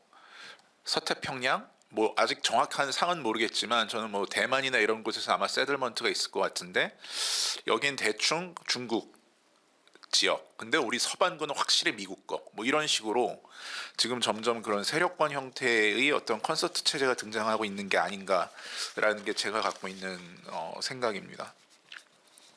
그리고 그 북중러 협력과 동북아 지정학의 변화 섹션에서 한 가지 드리고 싶었던 이야기는, 그러니까 북중러의 어떤 그 협력이라는 것이 상징적인 측면은 존재하지만 실제적인 내용은 굉장히 낮다. 그래서 이게 굉장히 뭐랄까 편의적인 형태의 관계가 아닌가라는 말씀을 주셨는데, 근데 저 역시 뭐 동의를 합니다. 근데 다만 그렇기 때문에 이게 신냉전 구도로 가지 않는다라고 이야기할 때는 약간 저는 조심스러운 면이 있는 게, 군행전 시절에 그러면 북중소 관계는 그렇게 끈끈했나? 라는 질문은 있습니다. 그러니까 그 당시에도 뭐 아시는 것처럼 중소 관계는 분열이 있었고, 북한 같은 경우도 이제 뭐 등거리 외교 이런 얘기 하던 때가 군행전 시절이잖아요. 그래서 사실은 그런 중러 사이에서 자신의 주체적인 길을 가겠다라는 게 어떻게 보면 국제정치적인 차원에서 본 주체 사상의 내용이었기 때문에 우리가 군행전 시대의 북중소 관계도 그렇게 뭔가 신화적인 어떤 끈끈한 이념적인 동맹 관계는 아니었다. 그렇다고 한다면 신냉전 시절의 북중러 관계도 별로 끈끈하지 않다, 편의적인 것 같다라는 게 군행전 시절과 그렇게 큰 생각보다는 큰 컨트라스트는 아닐 수도 있다라는 생각이 들었습니다. 그래서 오히려 신냉전 구도의 강화를 밀어붙였던 건 전 미국이 어떤 선택을 하느냐에 달려 있는 것 같은데, 예를 들어서 지난 바이든 행정부 때처럼 하면 신냉전 구도가 만들어질 것 같아요. 우리는 역사의 변곡점에 서 있다. 민주주의 대 권위주의, 이래가지고 민주주의 정상회의하고 뭐 이런 식으로 가면 신냉전 구도가 만들어질 것 같고, 미국에 의해서. 그게 아니라 지금 트럼프처럼 아까 말씀드린 것처럼 우리 그냥 콘서트 해보자, 깨덜렁 해보자 이렇게 가면 오히려 신냉전 구도가 안 만들어지는, 그러니까 미국의 이니셔티브가 그런 면에서 상당히 중요하지 않나라는 생각을 저는 갖고 있고요. 그다음에 이제 북중러 협력과 신냉전 섹션에서 한 가지 흥미로운 쟁점 중에 하나는 전 핵 추진 잠수함 검조에 대한 이슈가 있는 것 같습니다. 그래서 이게 이제 민 박사님 같은 경우는 신냉전 구도의 강화의 결과나 원인으로 보기 어렵다라고 말씀을 주셨는데, 근데 DC나 베이징이 받아들이는 거는 좀 상이한 면이 있는 것 같아요. 그러니까 오히려 미국 해군 참모총장이 이건 당연히 중국 억지용이다. 그래서 무슨 스파이더맨 영화 대사 읊으면서 큰 힘에는 큰 책임이 따른다 뭐 이런 얘기 하잖아요. 그리고 그 전에 주한미군 사령관은 한반도는 미국과 일본 사이에 있는 항공모함이다. 그러니까 이런 식으로 미국이 우리를 보고 있다면 이거는 신냉전 구도와의 굉장히 밀착된 게 핵추진 잠수함이 돼버리기 때문에, 그래서 우리의 뭐 이렇게 통일부 세션에서 이렇게 얘기하는 게 좀 그렇지만 저는 이번 정부의 이런 핵추진 잠수함에 대한 선택이 어떻게 보면 약간 소프트 버전의 윤석열하고 비슷하다. 윤석열 정부라도. 그러니까 이게 진영 구도에서 우리가 어느 쪽에 있다라는 걸 시그널을 확 주는 저는 결과고, 미국은 그렇게 알고 있고 그런 느낌이거든요. 그래서 아무리 이게 뭐 우리는 그게 아니고 뭐 중국을 겨냥한 것도 아니고 뭐 그걸 또 왜 했다가 다시 거두는지 그것도 좀 모양새가 이상하다고 생각하는데, 이재명 대통령이. 그래서 이게 과연 중국, 러시아, 일본은 그렇게 받아들이고 있을까? 북한은 또 어떻게 받아들이고 있을까라는 생각이 들었고요.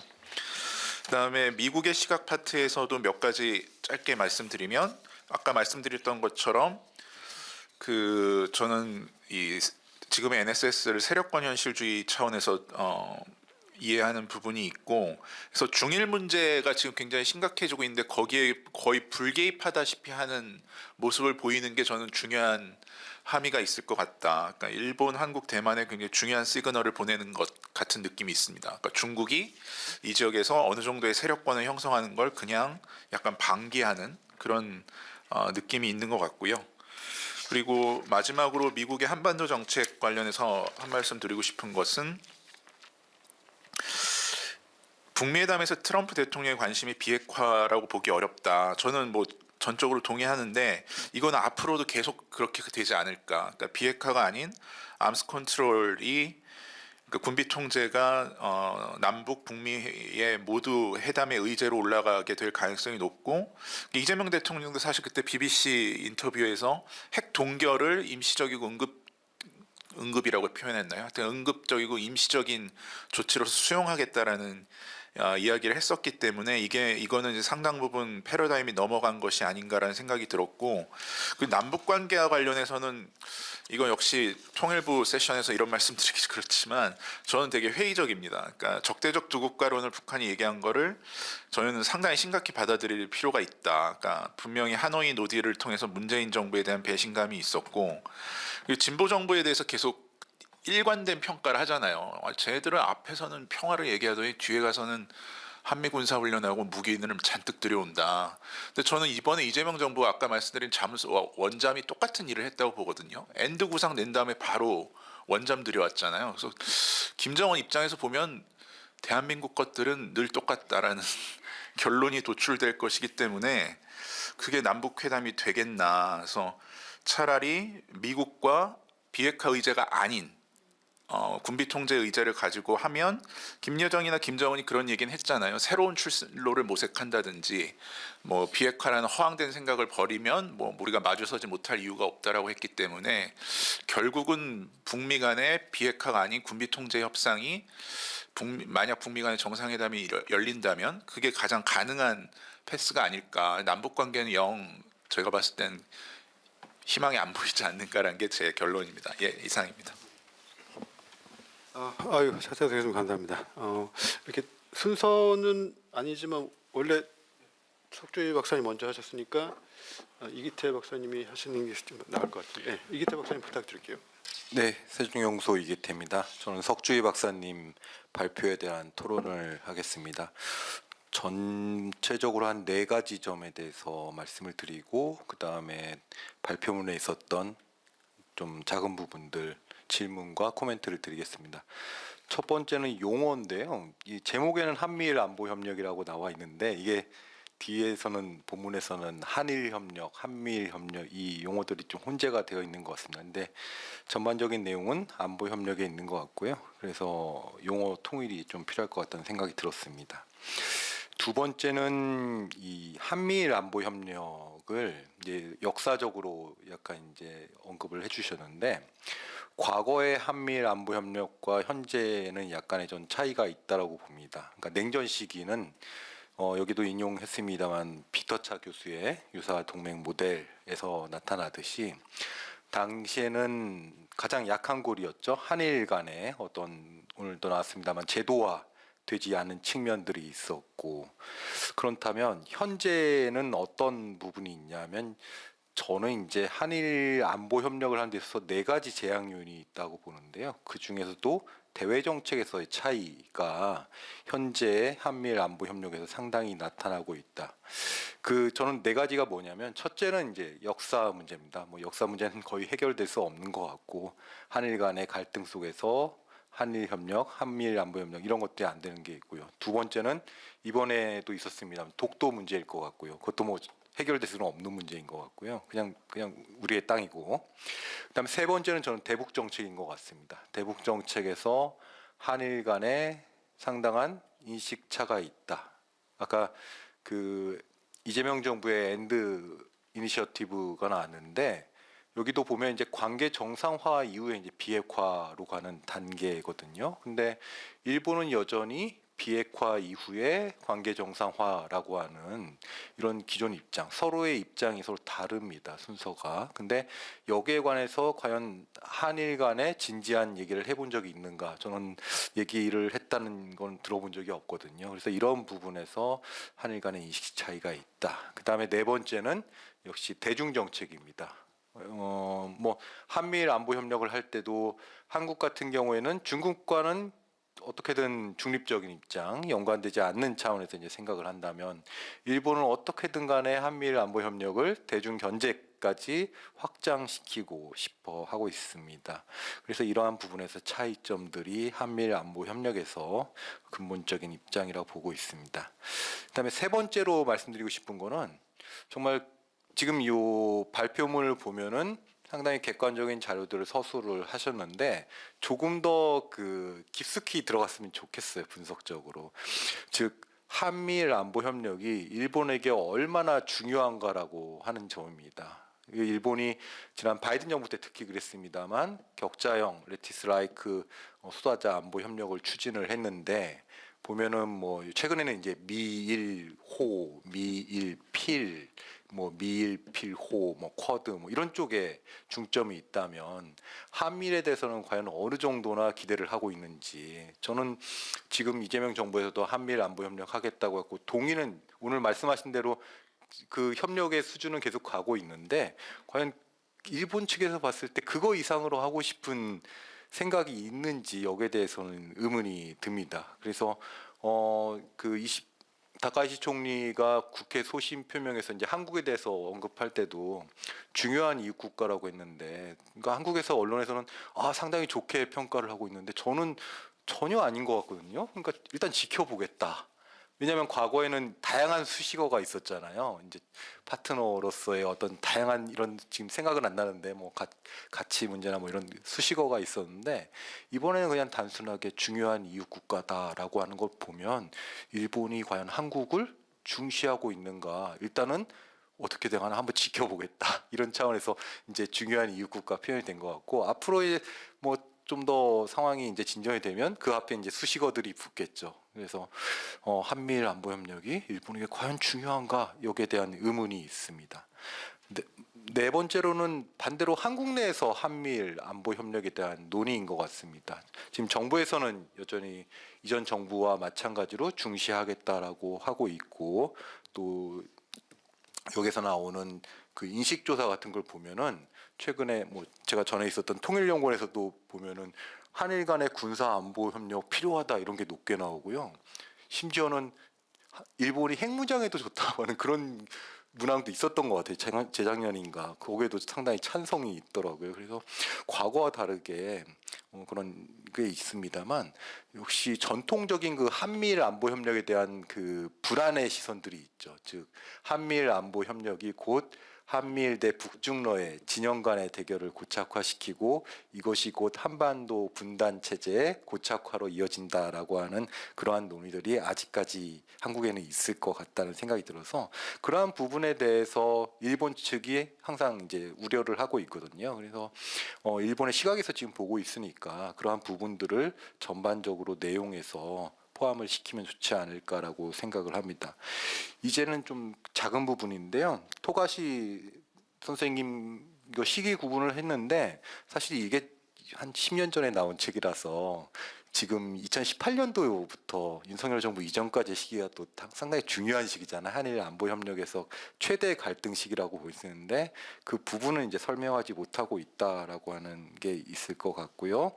그 다음에 표 1에서도 보면 제가 아까 역사적 얘기를 했지만 사실 박사님께서는 89년, 90년부터 이제 쓰고 있는데 한번 구분을 해줄 수 있을 것 같아요. 냉전 시기에도 약간은 그 제한적인 협력이라고 해야 될까요? 한미일 간에 70년대는 거의 없었긴 하지만 뭐 찾아보면 있는 것 같긴 한데 대표적으로 80년대 우리가 흔히 얘기하는 론 야스 플러스 전 두안까지 그래서 레너드 로이건 로널드 레이건 그 다음에 나카소네 야스히로 전두환이라고 하는 이 안보 경협과 그다음에 미일 동맹의 강화라고 하는 측면에서 한미일 좀 간접적이고 그런 형태도 있었다라고 하는 점을 제시를 할 수 있을 것 같고요. 이 표에서 보면은 2016년도에 지소미아 체결이 빠져 있더라고요. 뒤에는 이제 지소미아가 파기될 우려가 있었다라는 내용을 쓰셨는데 예, 그 체결된 게 빠져 있고요. 그다음에 아까 그 2022년도에 안보 삼문서 얘기를 했는데 맞습니다. 기존에 이제 북한 위협이었고 중국 위협을 갖다가 러우 전쟁을 통해서 이제 일본에서 이 러우 전쟁이 결국에는 중국의 대만 침공으로 이어지는 대만 사태까지의 우려를 이제 새로운 위협으로 이제 인식을 하고 있거든요. 그래서 이 부분도 표시를 해야 될 것 같습니다. 왜냐하면 22년도의 핵심은 그 내용이었고요. 그 다음에 필요 최소한이라고 하는 저지선이 있었다. 평화법에 기초한 저지선이 있었다고 하는데 사실 거의 파기되지 않았나라고 봅니다. 필요 최소한은 예전에 기반적 방위력으로 얘기를 했던 것들인데 이런 것은 사실 제가 봐서는 아베 정부 이후로 거의 사라졌다고 보거든요. 그래서 필요 최소 어떤 얘기를 하시려고는 아는데 필요 최소한이 그 기반적 방위력하고 많이 연관이 되기 때문에 그 부분에 대해서는 좀 생각을 해봐야 되겠다는 생각이 듭니다. 마지막 페이지에 한미일 협력의 이건 질문인데요. 제도화와 지속성의 확보가 중요하다고 하는데 정말 한미일 협력의 제도화는 어느 수준까지 가능한지 그게 정말 궁금합니다. 그러니까 저는 항상 얘기하는 게 뭐냐면 예를 들어서 한반도 유사에 대비한 예를 들어서 그 니오 작전 같은 거 비전투형 후송 작전 있잖아요. 이런 거 있어서 한미일 간의 어떤 사전 협의가 필요하다 이런 논의가 필요하다 이런 얘기들을 항상 하고 있는데 과연 어느 수준 그러니까 군사훈련의 제도화인지 아니면 그런 유사 사태까지 상정한 제도화인지 한번 박사님께서 생각하시는 제도화의 수준을 한번 여쭙고 싶습니다. 네, 이상입니다. 네, 이기태 박사님 감사합니다. 마지막은이라고 하긴 맞죠. 네, 강수정 교수님.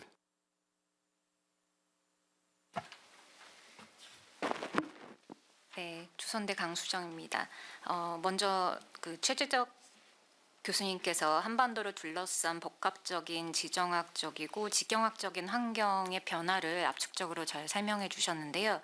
저는 토론자로서 이 북중러 전략적 협력 관계와 이 중러 간의 협력 강화에 대한 발제자의 진단에 과 관련해서 그리고 두 번째는 GTI라고 하는 두만강 프로젝트를 축으로 한 한중러 접경 협력 및 이 전략적 접점의 논의 그리고 세 번째로는 이 패널의 주제와 관련된 한반도 평화체제 모색이라는 이 세 가지를 중심으로 해서 발제자가 제기한 문제의식과 관련해서 몇 가지 비판적 보완적 의견 드리고 질문 드리고자 합니다.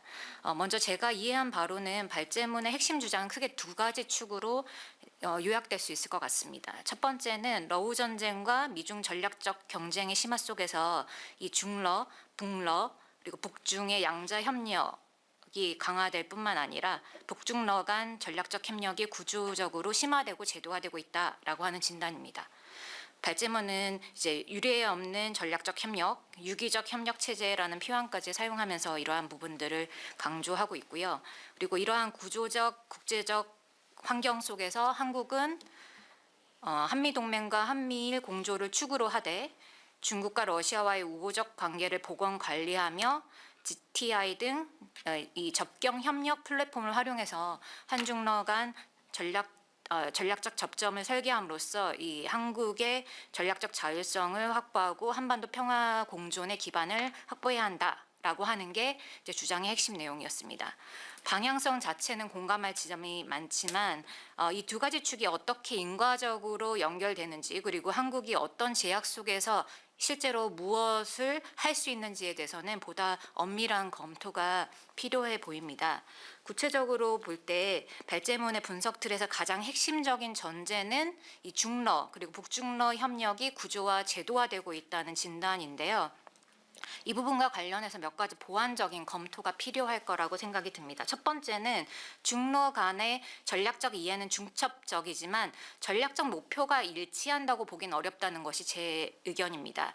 중국과 러시아는 분명히 이 미국과 서방의 압력에 대한 대응, 그리고 제재 회피와 에너지 무역 경로의 다변화, 그리고 중앙아시아와 유라시아에서의 부분적인 이익에 있어서 공통분모를 가지고 있지만 동시에 러시아는 제재 완화 그리고 정권 안정 그리고 이 러우 전쟁의 수행이라고 하는 중단기적인 목표에 집중하는 반면에 중국은 장기적인 이 미국과의 기술 경제 패권 경쟁 속에서 미국을 상대하면서 완충지대를 확보하고 공급망을 재구성하고 그리고 글로벌 거버넌스 내의 영향력을 확대하는 것을 중시합니다. 보다 더 장기적이고 이제 대전략적인 차원에서의 목표를 설정하고 있다고 볼 수가 있는데, 즉 중러 관계는 반미라는 느슨한 공통분모 위에서 이루어지는 사실상의 전술적 협력 공조이지 동일한 전략적 목표를 공유하는 구조적 연대로는 보기 힘들다라는 것이 저의 생각입니다.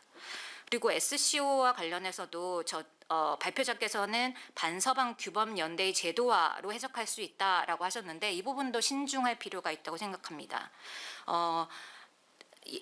그 텐진 SCO 선언과 그리고 10년 발전 계획이 반서방 규범 연대를 제도화하려는 시도이고, 그리고 SCO 위상이 제도적으로 격상되었다라고 평가를 하셨는데, SCO의 제도적 성격을 감안하면 SCO는 회원국 간의 전략적 이해가 대단히 이질적이고 인도, 파키스탄, 이란 등 상호 갈등 요인이 상당하고, 그리고 협력은 여전히 비구속적이고 합의지향적이며 선언 중심으로 느슨한 협력이 이루어지고 있습니다. 따라서 SCO 텐진 선언은 미국 주도 질서에 대한 집단적 문제 제기라는 정치적 의미는 같지만 이를 곧바로 반서방 규범 연대의 제도화로 읽는 것은 중국의 외교적 수사를 분석적 현실에 동일시한 그런 측면이 있다고 보여집니다. 그래서 중국의 수사를 그대로 받아들이는 건 좀 문제가 있다. 그래서 좀 더 이 상황을 객관적으로 볼 필요가 있다는 것이 저의 의견입니다. 그리고 세 번째로는 북중러 협력과 관련해서 이 상징성과 구조적 요인을 분리해서 볼 필요가 있다는 생각입니다. 이 북러 간의 기술 교류, 군사 기술 교류, 그리고 포괄적 동반자 협정, 그리고 북중의 경제 의존, 그리고 3자 베이징 열병식에서의 3자 정상의 연출은 분명 상징적인 의미가 큽니다. 그러나 구조적으로 보면 북러 관계는 러우 전쟁이라고 하는 특수한 국면에서 군수 기술 교환이라는 거래적 성격이 강하고, 북중 관계는 이 중국의 완충지 관리, 체제 안정을 중심으로 한 제한적 후경 관계로 볼 수 있습니다. 그리고 중러는 각자의 대서방 전략 속에서 북한을 보조카드로 활용하는 성격이 강합니다. 이런 점 등을 감안할 때 이 북중러 협력은 공동의 규범 질서에 대한 비전이나 전략적 목표를 공유하는 구조적 연대로 보기보다는 압박적인 외부 환경에 대한 대응적이고 상황적인 연동으로 보는 것이 보다 더 적절할 것이라는 것이 저의 의견입니다. 그다음 말씀드리고 싶은 부분은 GTI라고 하는 그 두만강 프로젝트를 통한 접경 협력 구상과 그리고 전략적 접점 개념의 현실성과 관련된 문제입니다. 발표자께서는 이 GTI를 중국과 러시아의 장기적 전략이 교차하는 공간, 그리고 동북아 접경 질서 재편의 플랫폼으로 재평가하고 계십니다. 그리고 한국이 이를 활용해서 북중러 전략적 접점을 설계해야 한다라고 제안하고 계신데요. 발상 자체는 굉장히 흥미롭고 장기적 과제로는 중요하다고 생각을 합니다. 다만 현재의 구조적 환경 속에서 과연 GTI가 이 발제자께서 상정하는 수준의 전략적 의미를 가질 수 있는지에 대해서는 좀 본질적인 제약이 존재한다고 생각하는데요. 일단은 GTI 설계에서 북한은 원래 굉장히 중요한 핵심 축 중에 하나고, 그리고 두만강 유역의 연계성 기본적으로 북중러 삼각 구조에 의존하고 있습니다. 그러나 현재는 북한은 이 핵미사일 그리고 군사협력 이슈로 유엔 제재 체제의 중심에 있고, 그리고 남북 관계는 정치, 군사, 경제 체력이 거의 모두 단절된 상황입니다. 이러한 조건 속에서 남북 관계가 경색되고 다자적 틀 안에서 정치적 부담이 낮다라는 전제로 이 GTI를 통한 한중러 간의 전략적 협력을 이러한 협력을 강화하자라고 하는 제안은 사실상 이러한 구조적 환경을 충분히 반영하지 못하는 다소 낙관적인 가정으로 보입니다. 그래서 북한이 일정 수준 역할을 하지 않는 GTI는 구조적으로 굉장히 제한적일 수밖에 없다라고 하는 말씀을 드리고 싶고요. 그리고 러시아는 이제 국동 개발이라든지 대유라시아 구상, 그리고 시베리아 횡단 절차와 같은 연계 속에서 이 GTI를 바라보고 있고, 중국은 동북 지역 개발과 1대1로 북방 루트의 하이 플랫폼으로 GTI를 바라보고 있습니다. 이러한 인식 속에서 GTI는 이미 이 중러 각자의 국가 전략의 일종의 부속 플랫폼으로 재위치하는 경향이 강한데, 이러한 상황에서 한국이 GTI 2.0을 설계하는 전략적 행위자로 등장할 수 있는가? 현재의 힘의 구조와 이 구조적인 제도적 위상을 비춰볼 때 다소 과도한 기대가 아닌가라는 생각입니다. 그래서 마지막으로 토론을 위한 몇 가지 질문을 드리자면, 첫 번째는 앞서 말씀드렸던 이 북중러 협력의 구조화, 제도화 추세라는 이 발표자의 진단이 핵심 근거가 무엇인지 하는 부분입니다. 북중러 협력은 어느 수준까지 구조적 변화를 볼 수 있는지, 동시에 존재하는 이 중러 간 권역 경쟁이라든지 북중러 간 상충된 이해가 어떻게 평가될 수 있는지 여쭙고 싶고요. 그리고 GTI라고 하는 이 두만강 프로젝트가 실제로 한국의 전략적 지대대로 작동할 수 있는 조건은 무엇인지, 이 북한이 불참하고 북한이 제재적 환경이 있는 상황에서 북한의 이 GTI 참여는 사실상 어렵다고 볼 수가 있는데, 이러한 상황에서 과연 한중러가 이러한 GTI를 플랫폼으로 해서 접경 협력을 하는 것이 과연 가능한지, 가능하다면 한국은 어떤 구체적 메커니즘을 통해서 영향력을 확보할 수 있는지 질문드리고 싶습니다. 그리고 마지막으로 이 한중 그리고 한러 간의 관계 복원이 지정학적 안정을 확보하고, 그리고 한반도 평화를 위한 필수 조건이라는 주장과 관련해서 이 미중 전략적 경쟁의 격화, 그리고 기술 패권 경쟁 속에서 한국의 전략적 선택 공간이 실제로 어느 정도라고 보시는지, 그리고 중국, 러시아와의 관계 복원을 위해서 전제하는 조건과 그 각각의 국가들이 주장하는 레드라인이 뭐라고 판단하시는지 구체적인 견해를 듣고 싶습니다. 마지막으로 이 패널의 핵심 질문인 이 한반도 평화 공존 체제를 어떻게 설계 모색할 것인가라고 하는 질문과 관련해서, 저자는 한국은 북중러 런데의 상징성을 과대평가하지 말고 실질적 군사 경제 협력의 효과를 냉정히 분석해야 하며, 그리고 한미동맹, 한미일 공조를 강화하되 북중러와의 관계 복원을 통해서 우호적 관계를 형성하고 외교적 자율성과 그리고 평화 번영의 토대를 마련해야 한다라고 결론을 정리하고 있는데, 방향성은 상당히 공감하지만 사실상 평화 공존 체제라고 하는 건 남북 간의 군사적 긴장 관리와 위기 예방 메커니즘, 그리고 위기 관리를 위한 남북 그리고 북미 한중러 간의 다층적인 대화 채널, 그리고 인도적 비정치적 협력의 단계적 재개, 그리고 여러 이슈에 대한 다자적 협력의 제도와 이러한 것들이 갖추어져야 하는데, 발표자께서 제안한 이러한 정책 제안이 과연 이틀 안에서 어떻게 체계적으로 배열될 수 있는지 질문드리고 싶습니다. 이상입니다. 감사합니다. 네. 강소장 교수님 감사합니다. 큰 과제를 던져주셨네. 예, 발표자분들께서 지금 토론자 한 줄 코멘트랑 질문에 답하시기 전에 혹시 오디언스에서 혹시 질문 없으신가요? 박사 없으세요? 없으세요? 저는 질문을 안 한. 혹시 질문 없으세요? 네. 그러면 민태현 박사님부터 바로 하시죠.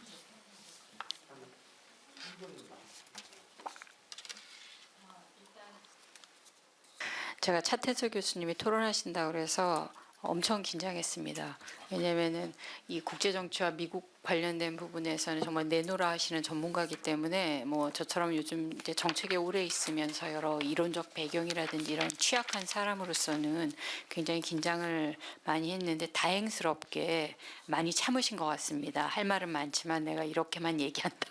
이렇게 코멘트 주신 것 같은데 하나하나가 저한테는 뭐 전혀 어떤 면에서는 반박을 하기 굉장히 어려운, 왜냐하면 이 문제 제가 오늘 발표한 주제가 정답이 있는 게 아니라 정말 다 분분히 나뉘어서 어떻게 보면 논쟁하고 있고 여전히 겨루는 시각들이기 때문에 그래도 다행히 차 교수님하고 제가 이제 발표한 내용에 대한 차 교수님과 저의 뭐 공통된 시각은 어쨌든 미국은 어떻게 정말 무자르듯이 나는 블록화에 그렇게 큰 관심은 없고 또 실질적인 북한의 비핵화에 관심이 없다라는 큰 틀에서는 이제 일치하는데 몇 가지 면에서는 달리 생각하실 면을 좀 지적을 해주셨습니다. 저도 뭐 충분히 그렇게 볼 수 있다는데 동의하고요.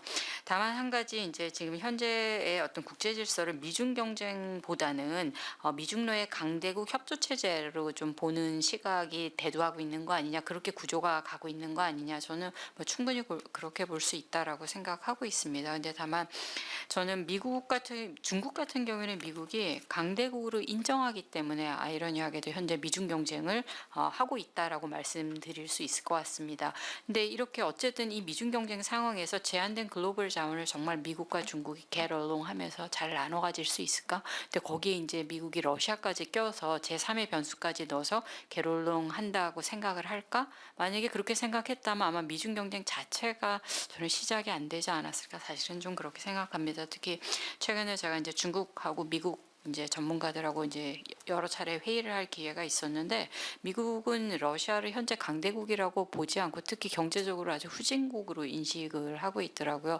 그래서 어떤 시각 제가 조금 느끼는 인상주의적인 평가는 혹시라도 러시아가 지금 현재 패권, 우크라이나 전쟁을 통해서 회복하려고 하는 그 패권이 주어질 가능성 자체를 누르기 위해서 관리하는 차원에서의 푸틴 관리고 러시아 관리인 거지 강대국으로서의 어떤 게롤롱을 큰 비전으로 두고 있다, 이렇게는 좀 보기 어렵지 않을까, 저는 여전히 좀 그렇게 생각하고 있습니다.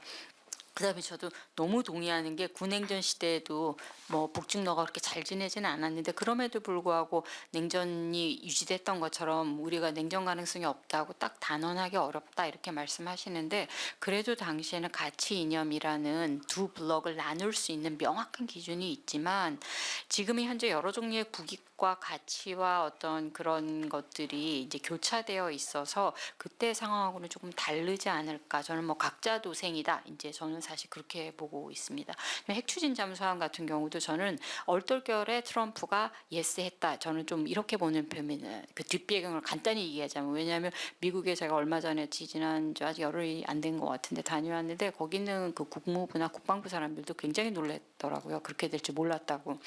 그러니까 이게 뭐 북중러 어떤 연대에 대한 리액션으로 트럼프가 한 거는 아닌데 우리나라 전문가들 중에 이제 그때 언론에서 나온 게 북중러에서 인태에서 한국의 역할을 강화하고 어떤 북중러에 대응하기 위한 게 아니냐인데, 저는 이재명 대통령 입장에서는 우리 어떤 자주국 방역과 어떤 경제적 요소에 의해서 그거를 원했던 거라고 생각을 하고, 트럼프는 경제적인 것 특히 이제 한국과의 노딜이나 아니면 딜이 깨지는 그 무역 협상이 깨지는 거에 대한 우려 때문에 어떤 면에서는 쿨하게 내준 거 아닌가 이렇게 생각하지, 전체적인 어떤 북중러 연대 구조선상에서 생각하지는 않지 않았을까 이렇게는 뭐 생각합니다. 그다음 전 너무 동의하는 게 비핵화 협상, 그다음에 뭐 남북 교류 이런 거 잘 안 될 것 같습니다. 근데 저는 동시에 군비 통제 협상도 별로 잘 안 될 거라고 생각합니다. 왜냐하면 전문가는 아닌데 그거 하시는 전문가분들이 그러시더라고요. 군비 협상도 짠쟁이들 말고 중요한 거 협상하는 과정은 비핵화 협상 과정만큼이나 복잡하고 어렵다 하시더라고요. 그래서 아마 군비 통제 협상도 사실상 쉽지 않지 않을까. 다만 교류 협력은 그래도 노력해야 한다. 저는 그렇게 생각합니다. 네, 저도 조금 민태훈 교수님도 말씀하셨지만 제가 사실 이기태 박사님께 매번 배우는 입장에서 오늘 또 토론에 이렇게 와주셔서 많이 자제하시면서 코멘트를 해주신 것 점에 감사를 드립니다. 두 가지 정도 말씀을 드릴 수 있을 것 같은데 첫 번째는 그러면 한일 협력의 제도화를 어떻게 볼 수 있을까?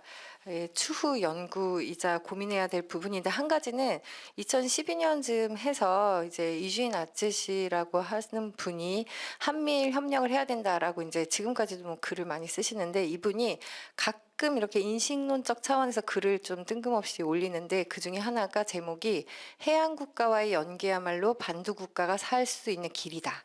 그러니까는 일본은 해양 국가고 반도 국가는 당연히 이제 한반도인데 해군 강국과 긴밀하게 연결하지 않으면 자국의 생존과 번영을 유지할 수 없다라고 말을 합니다. 그러니까 일본의 저는 생각이 2012년과 지금도 크게 다르지 않다고 봅니다. 이러한 인식이 일단 공유가 과연 가능할까? 해양 강국과 그리고 반도 국가가 살기 위해서 이걸 받아들여야 된다. 이런 인식 차원이 공유가 돼야 되고 협력의 층위가 반복돼야만 제도는 사실은 저는 그 협력의 완성 단계라고 봅니다. 라고 했을 때 이 인식적 차원에서 일본의 그런 어떤 층위와 대화하는 것 수준부터가 어렵지 않을까. 일단 실무진 차원에서의 경험을 쌓는 것도 중요하지만 어떤 큰 팀 차원에서 우리가 일본에서 또 한국이 왜 우리가 협력을 해야 되는지 많은 논의와 좀 고민이 필요해 보입니다. 두 번째는 저는 이 부분은 오늘 이기태 박사님께서 말씀해 주셔서 되게 중요한 주제고 천착해서 좀 다듬어 보고 싶은데 드리고 싶은 말씀은 사실은 한미일 안보 협력이 일본에 얼마나 중요한가입니다. 문서를 읽다 보면 최근에 방위백서 한 10년간의 방위백서를 보면 북한에 대한 똑같은 어조의 그 비난은 있지만 중국에 대한 히스테리가 있습니다. 그래서 오늘 여기 오승희 박사도 중일관계 전공이긴 하지만 중국에 대한 위협이 강해질수록 한미일 안보 협력의 중요성이 높아진다라는 가설 정도는 될 수 있을 것 같습니다. 그리고 하나는 다카이치 국회 소신 표명 저도 보면 다카이치의 발언이야말로 저렇게 오늘 제목같이 불확실하고 불안정하고 때로는 언설이 퇴행돼 있습니다. 그래서 최근에 제가 느끼는 거는 다카이치 총리보다는 자민당이 그동안 안보와 관련해서 해왔던 것들 그러니까 제도가 계속 이어갈 수 있는 건 역시 다시 돌아가면 일본은 자민당을 봐야 하지 않을까. 그동안의 공명당의 입장도 좀 살펴볼 필요가 있을 것 같고 이런 차원에서 안보 정책을 다시 보면 총리가 갖고 있는 발언의 가벼움보다는 그 안에 다시 일본이 나아가고자 하는 전략이 좀 볼 수 있지 않을까. 그 자료 데이터 면에서 다시 한번 자민당을 좀 주목해 봐야 되겠다는 생각이 좀 들었습니다. 예, 계속해서 이어서 좀 연구를 해 나가겠습니다. 감사합니다.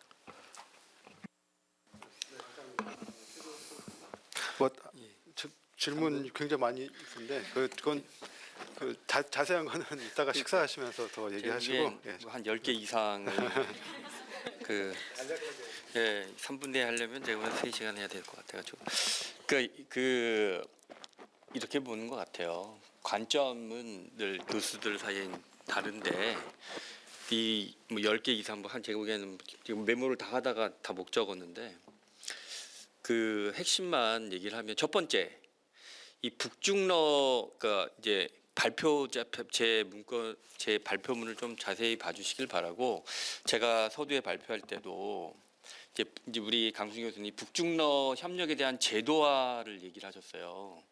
근데 그런 얘기는 제가 쓰지도 하지도 않았어요. 제가 얘기했던 대로 이제 발표를 안 들은 건데 제가 석주희 교수님 얘기하면서 한미일과 북중러 얘기를 하면서 한미일은 한미와 한미동맹과 미일동맹이 비대칭적 구조가 있다. 북중러 역시나 이 최근에 우크라이나 전쟁 이후로 중러 관계가 굉장히 긴밀화됐고 또 우크라이나 전쟁 때문에 뭐 북한군 파견하면서 북한과 러시아의 관계가 긴밀화됐고 그래서 중러 관계, 북중 관계, 북러 관계 이 관계가 다 다르기 때문에 이 역시나 비대칭적인 구조를 보이고 있다라고 얘기를 먼저 했어요. 근데 이게 이런 얘기를 한다는 것은 제도하기가 어렵다는 거죠. 그러니까 북중러를 제도화한다는 말을 왜 상상을 하셨는지 그게 좀 이해가 안 가고, 두 번째, GTI는 사실은 이게 오래된 얘기예요. 1995년에 UNDP에서 시작을 했는데 그 북한도 회원국이었는데 95년에 탈퇴를 했어요. 그 아시다시피. 그래서 현재 회원국은 한국, 중국, 러시아, 몽골 이렇게 돼. 중러, 몽골, 한국인데 요번에 제가 두만강 포럼을 가서도 느꼈고 시진핑 정부가 앞서 얘기했지만 긴 얘기인데 중국의 그 1대1로가 어느 정도 이렇게 정착이 되면서 중앙아시아에 대한 영향력이 커졌고 이 메콩강 지역의 영향력이 커졌는데 이제 동북의 영향력을 키운다는 입장에서 GTI를 활용하겠다라는 것을 강하게 천명했어요. 시진핑 정부가. 그게 올해 5월에 중국과 러시아 중러 정상회담에서 시진핑이 GTI를 국제기구로 격상시키자 이렇게 얘기를 했어요. 근데 푸틴은 받을 때 국제기구까지는 아니고 국제협력체 정도로 하면서 GTI에 대한 동의를 이뤘어요. 그러니까 속셈은 다르죠. 그러니까 사실은 중국이 GTI에 대해서 초국경 두만강 협력개발기구인데 그레이트 투먼 이니셔티브잖아요. 그래서 이 의제를 중국이 강하게 추진하고 있어서 최근에 이런 것들이 사실은 이제 북한이 탈퇴한 입장에서 쉽진 않아요. 근데 지금 뭐 어쨌든 간에 남북 관계가 쉽진 않잖아요. 모든 게 지금 뭐 북한이 저런 식으로 나오고 있기 때문에 어렵기 때문에 뭐라도 하나라도 이렇게 한다면 남북 자체적으로 관계를 개선하기는 어렵다면 이런 국제협력체 이전에 그리고 사실은 이제 GTI 회원국으로 탈퇴했지만 베이징에 이 GTI 사무국이 있어요. 근데 북한 요번에 가서도 그 자료를 받았지만 북한 직원들이 출근을 하고 있다는 거예요. 자료 빼가려고 GTI 사무국에. 그러니까 그 중국이 이렇게 적극적으로 북중 관계를 개선하면서 GTI를 또 의제로 꺼내면서 러시아 간에 어느 정도 밀약이 지금 협약이 이루어지고 있고 북한이 들어오는 입장이라면 조금 더 같이 우리는 이미 회원국이고 GTI 그래서 남북 관계 개선의 입장에서 GTI를 좀 활용하자는 얘기를 좀 쓴 거예요. 그러니까 그 정도고요. 하여튼 시간이 다 돼서 나중에 개별적으로 10가지 이상은 제가 답을 드리도록 하겠습니다. 네, 그리고 감사합니다. 관점이 다르다 이렇게 이해하시면 돼요. 학자들은 자기의 주장이 있고 의견이 있는 거니까 그거를 잘 이해하시면서 공부를 하길 바랍니다. 예, 이상입니다. 네, 감사합니다. 제가 아까 좀 늦게 들어와서 시작을 좀 늦게 했는데 그래도 마치는 시간은 얼추 원래 예정된 시간 맞출 수 있을 것 같습니다.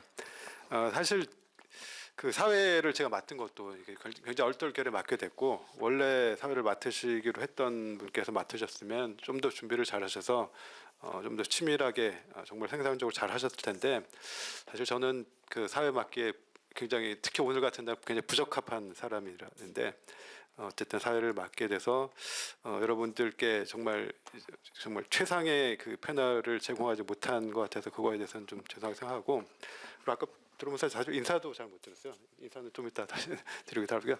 오늘 그 주제가 그 한반도 평화 체제를 이제 구현을 위해서 이제 주변 사강과의 이제 주변 사강들이 어떻게 하는지 그리고 주변 사강들 간의 관계 그들이 또 이걸 어떻게 보는지 이런 것들을 봤는데 지금 뭐 전반적으로 상황이 좋지는 않은 것 같습니다. 여러 가지 북중러 협력 얘기도 많이 나왔고 뭐 미국의 어떻게 해야 하나요? 기행이라고 얘기하나요? 그 트럼프 이번에 특히 나온 거 보니까 뭐 우려했던 게 그냥 다 들어간 것 같아요. 정말 저렇게 생각하나 싶었는데 진짜로 그렇게 생각하더라고요. 생각하고 그대로 나왔는데 특히 유럽에 대해서 쓴 거 보고는 정말 경악을 금치 못하는 근데 그게 뭐 나중에 또 좀 더 자세히 물어보고 싶은데 트럼프가 왜 이렇게 유럽을 싫어할까? 저렇게 유럽을 정말 트럼프가 원하는 대로 극우 포퓰리스트로 만들어서 러시아가 이렇게 관리하기 쉽게 만들려고 하는 건가라는 생각이 들 정도로. 근데 그리고 그 동아시아에 대해 얘기한 것도 우리가 긍정적으로 받아들일 만한 거는 글쎄요, 뭐 비핵화 이런 걸 떠나서 전반적으로 이제 트럼프의 세계관, 그러니까 트럼프가 마가에서도 마가는 다는 아닌 것 같고 마가 내에서도 굉장히 좀 그런 분들이 생각하는 세계관이 그 우리가 정말 뭐 추구하는 여러 가지들이 수행하는데 좀 많은 제약을 좀 줄 수 있겠다는 그런 우려가 좀 많이 들었는데 오늘 그 발표랑 토론을 들으면서 제 생각도 좀 정리를 좀 더 잘 하게 됐고 저 나름대로는 굉장히 유익한 시간이었던 것 같습니다. 자, 시작을 하실 텐데 자, 이상으로 마치겠습니다. 네, 감사합니다.